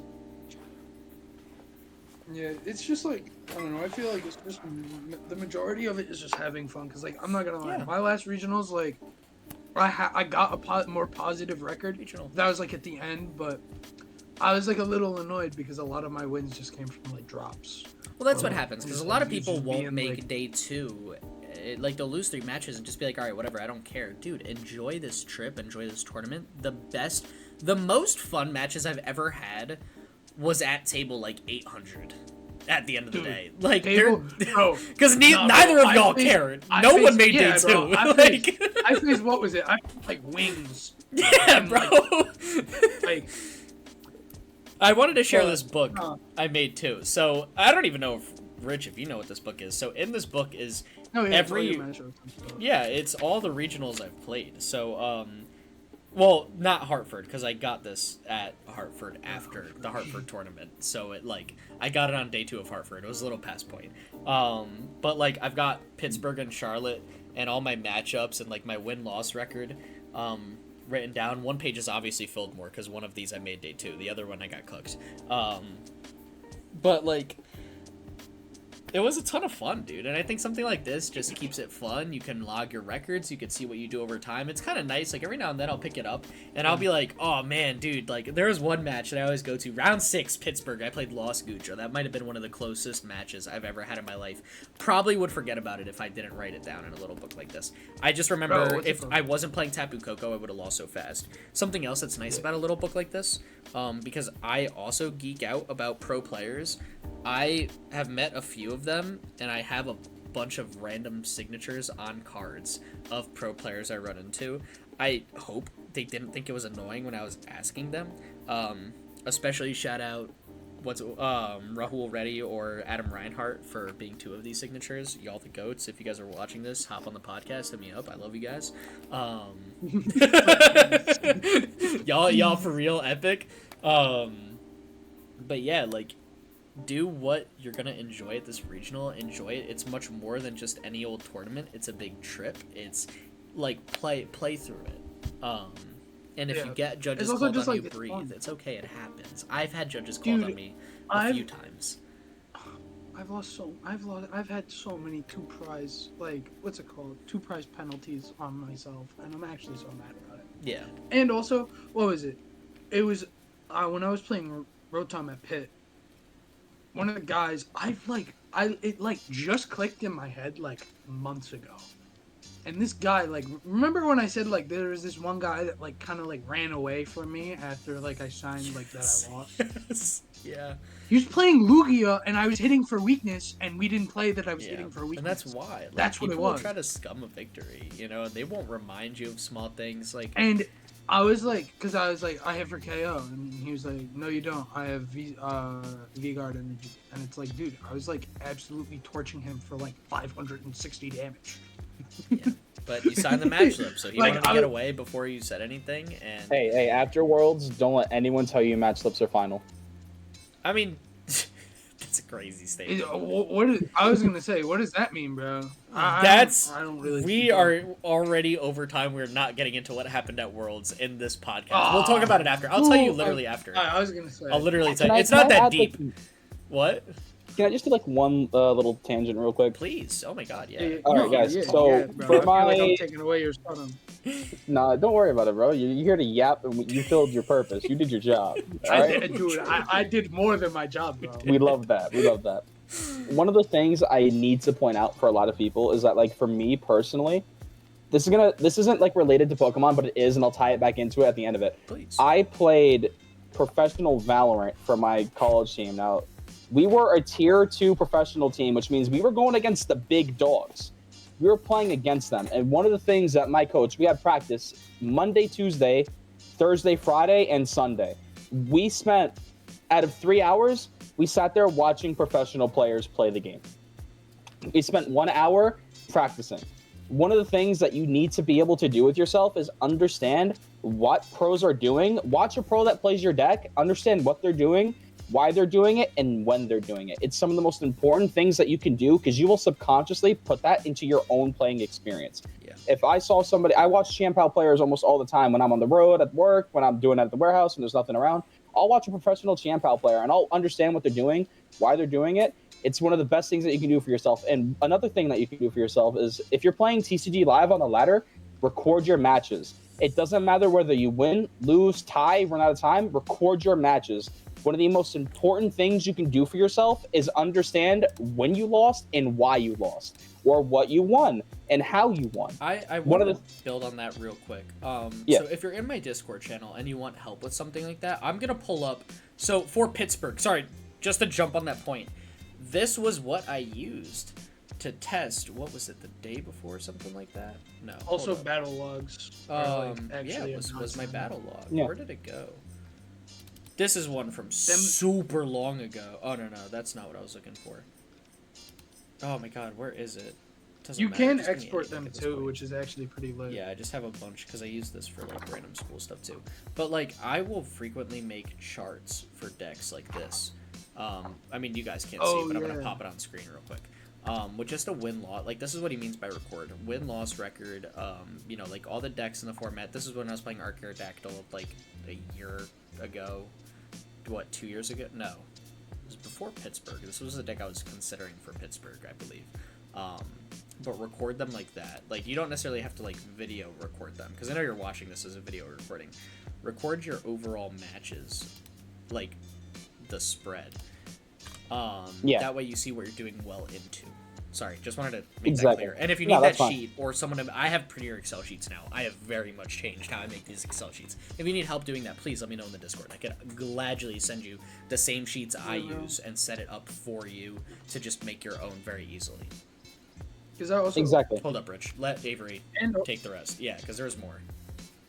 Yeah, so like when you're playing these matches and like something happens that you know that you misplayed on, write it down so you make sure that doesn't happen. Writing stuff down puts it in your memory more than just thinking to yourself, oh, why didn't I do that? Or talk out loud with yourself. I know, like, I found out a while ago, like, for all my psych majors out there and stuff like that, a lot of people, when they read stuff, they don't have the voice in their head that says it to them. They don't have that. They just read the words and interpret it. If you have, like, that narrator, quote-unquote, speak to yourself when you play, or verbally speak to yourself when you play. It definitely has, it feels like you're having a conversation with someone across the table. Even if they're not speaking to you, you can sit here and say, all right, well, I'm going to attach here, I'm going to attach here, I have this game plan.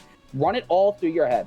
And anytime you make a mistake, run through your head, okay, I shouldn't have done that, I could have done this. That's one of the best things you can also do for yourself. That's what I do at If I make yeah, that's also a good thing to do during a tournament. You're actually encouraged to do that. Such a good idea. Talk to your opponent. Tell them every single thing you're doing out loud, because God forbid you're about to misplay or do something against the rules, like play a second supporter. They'll be like, wait, you played a supporter already, and then it's not a judge call. You just put the supporter back in your hand. It's really, most people are like, whatever. You didn't actually do the effect. Because it's like you didn't do it. You didn't. Oh, I used my manual attach here. I'm gonna play Sada. Attach this fighting energy to this raging bolt. This grass electric energy to this other Raging Bolt on the bench.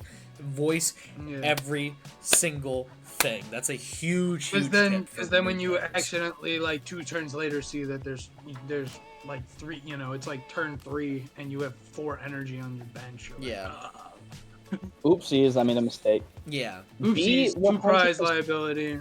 And like the most of the time I will say like especially me, I'm not a good player by I'm not. You've gotten so But- much better though. You have to I've give gotten yourself so much credit. better, but You like have no, come but like such a long all right, yeah, but like all right. I think I've given like 2 games. I've given a literal game's worth of 2 prize penalties during a tournament, To be fair, and like I think I 3 have to misplays. I was gonna say, dude, in all my tournaments combined. yeah, I got but, like, judge you've also called at the been to, like, locals. 2 ads. But I also will say, I feel like Okay, we're one of not the on the same actually level. one of the funniest, bro. One of my more, I will say one of my favorite matches was with this guy who used to play competitive Yu-Gi-Oh. He cooked. Oh, you've told me about him. So Yeah. hard. He was he was playing Lost Box, like Sable. I think he might have been playing Zablezard, but this was like homie like straight up washed me. But he was just like, bro, and I mean this is kind of just a side tangent, but like he was like, I do this, I do this, I do this, I do Because this, he I knew do his this, deck like the back of his this. hand. That's why I want to build him. I mean, like, yeah, just because he's whatever deck it's you also just, take, like, you can't have. You have to be a different breed to make a deck the night before and bring it to a regional. Yeah, sorry, I did that once. This guy right here. It's not. I don't This This recommend guy it. right here. I this don't- guy. I don't guy, recommend it. this It was guy. not. I had a I'm not gonna lie, blast, I was but kinda- I like don't care as I much know, about I my remember, overall. Yeah, like, I that's was gonna say, honestly, bro, yeah. I'm not gonna lie, like I was kind of like pressing you because I was like, You were I get it, so like, you know, upset. dude, because I was like, bro, like We were gonna play the imagine, like, you same made it, deck. Like, 3 days. I Well, 'cause I was like, made my imagine you made that list shit- and finished it at Imagine you 3 made that 3 a.m. days before. Oh my god! I was so pressed because I was like, dude, like given like 4 extra hours of playtime, I think you. I went yeah, 5 and definitely 4. I was gonna say, like, Like I was really good. I was gonna say, all like, things considered, I was gonna say like day 2 potential, was there. I was cooking. there, It and just I was- way too late. and I was so mad because I was like, why? Why didn't you know? Because I was like, what was like the matchup that like you had no idea so what to do about? it was when Roaring Moon was dominating at Charlotte Regionals. Yeah, and you were playing. and I was playing VMAX. Arceus. So I was like, oh, I'll play Clef Key, kind of disrupt them, and then play a VMAX because I love my Arc VMAX piles. And Dude, VMAX. is they were so like, oh, good. but the Roaring Moon trade is so bad because they just OHKO. And I'm like, oh, but Rillaboom swings for weakness, KO's active, and does 40 to 2 bench Pokemon. So if I put the damage counters on other Roaring Moons, when you OHKO me and take 3 prizes, I've essentially taken 4, which puts me ahead. And it worked very, very well. It worked, but they'd always fall for that trap Every time, because they didn't know what they were going Well, up against because- until they saw Rillaboom V. They're like, I have no idea what's happening. Grass Attacker, I guess, makes sense. I'm playing a Grass Weak Pokemon, and then I play a VMAX down. They're like, that's dumb. It's a VMAX, and I like attack, and I'm like, okay, 40 to A those VMAX two. in this format? Yeah, I put 40 on those VMAX two. And they're like, in wait, this what? format? You put That's not 40 you? on both my Roaring Moons, and I'm like, yeah, go on. Frenzied gouging me, bud. You can't OHKO me. Oh, you want a Calamity Do it, Storm? you That's cute. Like, 220. such a fun deck. Two shot me. Mhm. But that's what I mean. I'm Like, still play one-sided. what's fun. know. Enjoy yourself. It is. If you ever see me at a bro, regional and you just need like a wake up call, I'm not saying I'm a therapist. I promise you I'm not. I want to be there. I'm getting to that point. I'm in a program. But if you just need someone to like give you a wake up call and just help ground you and take a second, I can do that. That's what I do for work now. I have no problems. Just a real quick, hey, what's good? You just need a little talk. Have someone just give you a little reality check, please. Like I think any Because human I being also- can do that, and I've taken Don't enough be delulu. courses to Like, like I'm not learn gonna lie, like the basis behind helping When- pull someone out of their own headspace. Like, Like, tell me what's 'cause up. what I played to Charlotte was Mimikyu and Arceus, and that was it.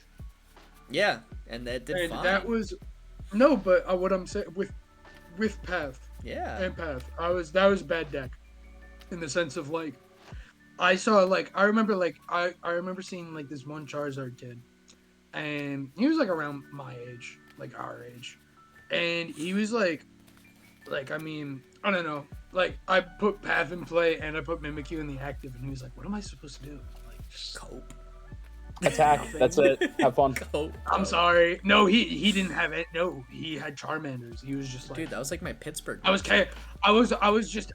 just tapping into. I was just putting. That was counters on literally my Charmanders, Pittsburgh matchup, bro. making them die. Against the one Maridon And he was just like, "What do I do?" And I'm like, "Nothing." And like, I'm not gonna lie, like it was like turn like 3, and he just like he was like, "Take the win, I'm dropping." Yeah. And like I feel bad. No, Like, dude. we're Don't just- don't feel bad. You put your opponent in a situation. But what I'm saying, like, well, he dipped and then dropped. It was only like round like 5. Because a lot And? of people go in with the mindset of like, hey, if I don't make day 2, like I failed. That's not true. That's what I'm saying. I'm saying like I Take felt every bad game in that sense as of, an- like, Go on, Avery. yeah, Take go on. every single game individually. Do not group it as a whole. Do not be worried about your performance. Your performance is how you take everything to yourself. Yes. If you go 0-8, but you know those 8 games, which you could have done better, that is an insane improvement over the way you were before you walked into that regional door. Also, just take the if time you- to meet people. If you're going 0 and Yeah, 8, talk to your opponent. Have a good everyone's time. so chill, just bro. vibe. We're hang here- out, we're here laugh to with chill. them. We're all- Yes. Bro, me and like half my opponents were just yapping it. Like, Yeah. It's We were fun. just like, bro, it's so I mean, much it was fun. just like, I mean, like, I'm also like, it's like, I also like, I yap to my opponents. Like, I feel like it's kind of like annoying, but I kind of yap to them either if it's during my turn or their turn. Yeah. And like, I feel like sometimes like they dig it. Sometimes they're like, Don't be afraid shut to up. say if you're like, yo, give me 2 minutes. They're I like, need to cook shut for up. my turn. Like, people say that to me. Like, yeah, man, do your thing and just sit back and watch them as they, Yeah. like, narrate their turn and go through. Let them rock. And then No, when yeah. it's back to your turn, you know, Like- like, while you're shuffling for decks, your decks, because someone played IO or Judge or something, like, you know, you'll get to talking or Yeah, saying small talk. 'cause- There's time for it. yeah, Yeah, 'cause just I vibe. remember, bro, because I remember that was, and also like, dude, like that matchup. What was it? That deck that I played, the one with Mimikyu Arceus, dude, I was fiending for Charizard. Yeah. I wanted Zard so bad. It was like literally like 20% of the meta. I hit 1 Charizard. You know what I hit 2 of? Urshifu, Rapid Strike Urshifu Which was VMAX. atrocious for Arceus. Which was, Always was, exactly. yeah, They man. snipe. I was gonna say they snipe 2 Mimikyu. They hit bench. They snipe bench. Yep. They did They- it all. One shot my Arceus. I hit 2 of them. Like it's also like, you know, as much as you could like tech for like your matchups and like be like, You have no idea what oh, you're gonna hit. I'm gonna hit. Dude. Like how many people were playing Urshifu VMAX? Granted, it was the last major tournament it was gonna be in. 5%. But like, yeah, it was like maybe like some 5, ridiculous- bro. Because yeah. it was also like that was also when Mew was also rotating. Yeah. So like, you know, a lot of people were like playing Mew and also playing Rapid Strike Intelligence. Giving it one last hurrah. Yeah, dude. Giving it, yeah. And I was like, and I hit 2, and it was the funniest thing because the last Urshifu I hit was my last match, and I was I like, I'm not remember. gonna lie, I was so mad. Because I was like, because he flipped over his card, and I was like, this is my worst matchup, bro. I just kind of want to like, and it was funny because that was a guy whose friend I played at Pitt in Charlotte. Mad funny, bro. That So you I- made some good connections. Like at So a I regional. saw, You definitely and it can. was funny because I mean, like, because we were also like, you know, we were like in 500, and all the other tables were barren Mhm. because everyone else dropped, and we were just like laughing because I was like, man, it's like it's funny seeing you here again, you know, back in the back rooms of the, you know, Oh my literally God. like, Did I tell you what happened in match 9 at Hartford? Sorry, small tangent again. no, It was when that my opponent crashed out on me. Cause I was playing stall did you do? before stall. Oh, yeah. yeah. Avery, did I ever tell you that? he was just mad pressed. I don't remember if I told Avery that story. Yeah, they like flipped over stall. They actually knew what I was playing. I was playing at Hartford 2023, like way before it was ever good. I think it was 2020, whatever last Hartford was. That was also stupid now. Well, yeah, not now. I'm Granted, saying like very, very long time ago. My opponent saw it, flipped it over. She crashed out. She's like, I did not play 8 matches, get this atrocious of a record to match with this, and she just like blew up, dude. Like, she tossed her bag. She was upset. She just walked out of the venue, and I'm like, get away. Judge walked over. What just happened? And I'm like, she didn't want to play my deck. And he looked at me and he's like, I know, I've been like circling and watching your deck, dude. I have no idea what you're playing. So I just sat down and explained my deck to a judge while we waited for time so I could sign my slip and just move on. Like, it was a fun night. Like, don't get to that point. Like, don't. It's not that deep. I was gonna say, like, I get it, but like, dude, it's just like, I mean, I'm not gonna lie, bro. When I saw Urshifu, a part of me was just like, I'm gonna flip this table, bro. Yeah. Like, I'm done. No, when you go to these How am I? Well, because Deep it's like, breaths. dude, it's like literally like I hit. There's maybe 20 dudes out of the 2,000. There's a lot more than 20, 500. But okay, engineer. Playing Urshifu. Yes. Yes. Alright, maybe 50. Maybe No! like 50. 100. A few, like probably a couple hundred. Alright, but for me to hit that matchup like twice in one, I hit one Zard. Zard was 20% of that meta, I know. and I hit 2 Urshifu. Maybe like 150 Urshifus, maybe, probably around there. What? Yeah, no, it was What? not ideal. There was a nice, at least 600 Charizards. Yeah. No, you're right, Easy. man. You're right. I mean, hey, that's just how regional is. But- There's nothing you could predict. No, I know. Because we're But gonna it's start. like- We're gonna start closing what I'm out here saying, before like- you start 18 more tangents. But yeah, no, but it was cool because I met There he those goes. dudes that like I saw at the previous regionals, and I was like, oh, like what's up, bro? And it was funny because like some of them, like I remember, I was like, you played Miraidon, you played United Wings, and they were like, and I was like, I played Rotom. I remember like literally you and your like, cause his like 2 friends were just like over his shoulder, kind of watching because their match is already finished. And I was like, you all looked at my cards, being like, what are you playing, bro? Mm-hmm. And I was like, I remember. And they were like, how did you know? Like, Because exactly we need what I some was good playing. friends at these. Anyways, Yeah, bro. have fun They were with these some fun regionals. dudes. They're epic. Avery, Yeah, that is fun. the big thing. Have fun. Just because have this is fun. gonna be your first Like, regional. So literally- is there anything you need to close out on, get off your chest? Ooh. Don't tweak. Like, No, just don't I'm take it gonna that tweak mental in my head. I'm gonna start tweaking out, but like I'm gonna be sitting there with a smile on my face. the It's a entire card. time. It's a card game, bro. Like at the end. Like I'm literally just staring at cardboard with words on it, and I'm playing with another We're not silly bored. person who reads the cardboard. That's all that it is. It's just a fun Yeah. little game. Just Exactly. think about We're it not that way. bored, bro. We're not going like, it's not like I need to hit top 64 or else like, I don't know. If you're thinking about Like, hitting listen. top 64, like if you make day 2, you're good. If you didn't make day 2, you failed. You've got a very bad mindset about this thing. Go, breathe, Unless have if- fun, enjoy the unless if day. it's Shoot your- for it. Oh, You okay. always want to shoot for top. If you're not shooting for 1, you're not playing competitively, and that's okay. If you don't care about that, and that's not a goal, there's nothing wrong with that. But always shoot for 1. But there's no need in I'm not crashing out. shooting If for you're no, I mean you got to shoot for 1 because if you're not shooting for 1, you're not trying to win. Like you're not. I'm shooting for a positive record. I'm shooting. But no, for but my you know what I wins mean? to Like, my outnumber point losses. isn't, like, literally shoot for first place or you failed. It's, like, always shoot to win Actually, your matches. wait, what was my? What's my record? Avery, anything before I go to the next thank you slide? Honestly, I think I've said everything I need to say. Bet. Have fun, be silly. That's all we do. Real. It's 2. I went Rich? 2, 3. Rich? 3. Thank you.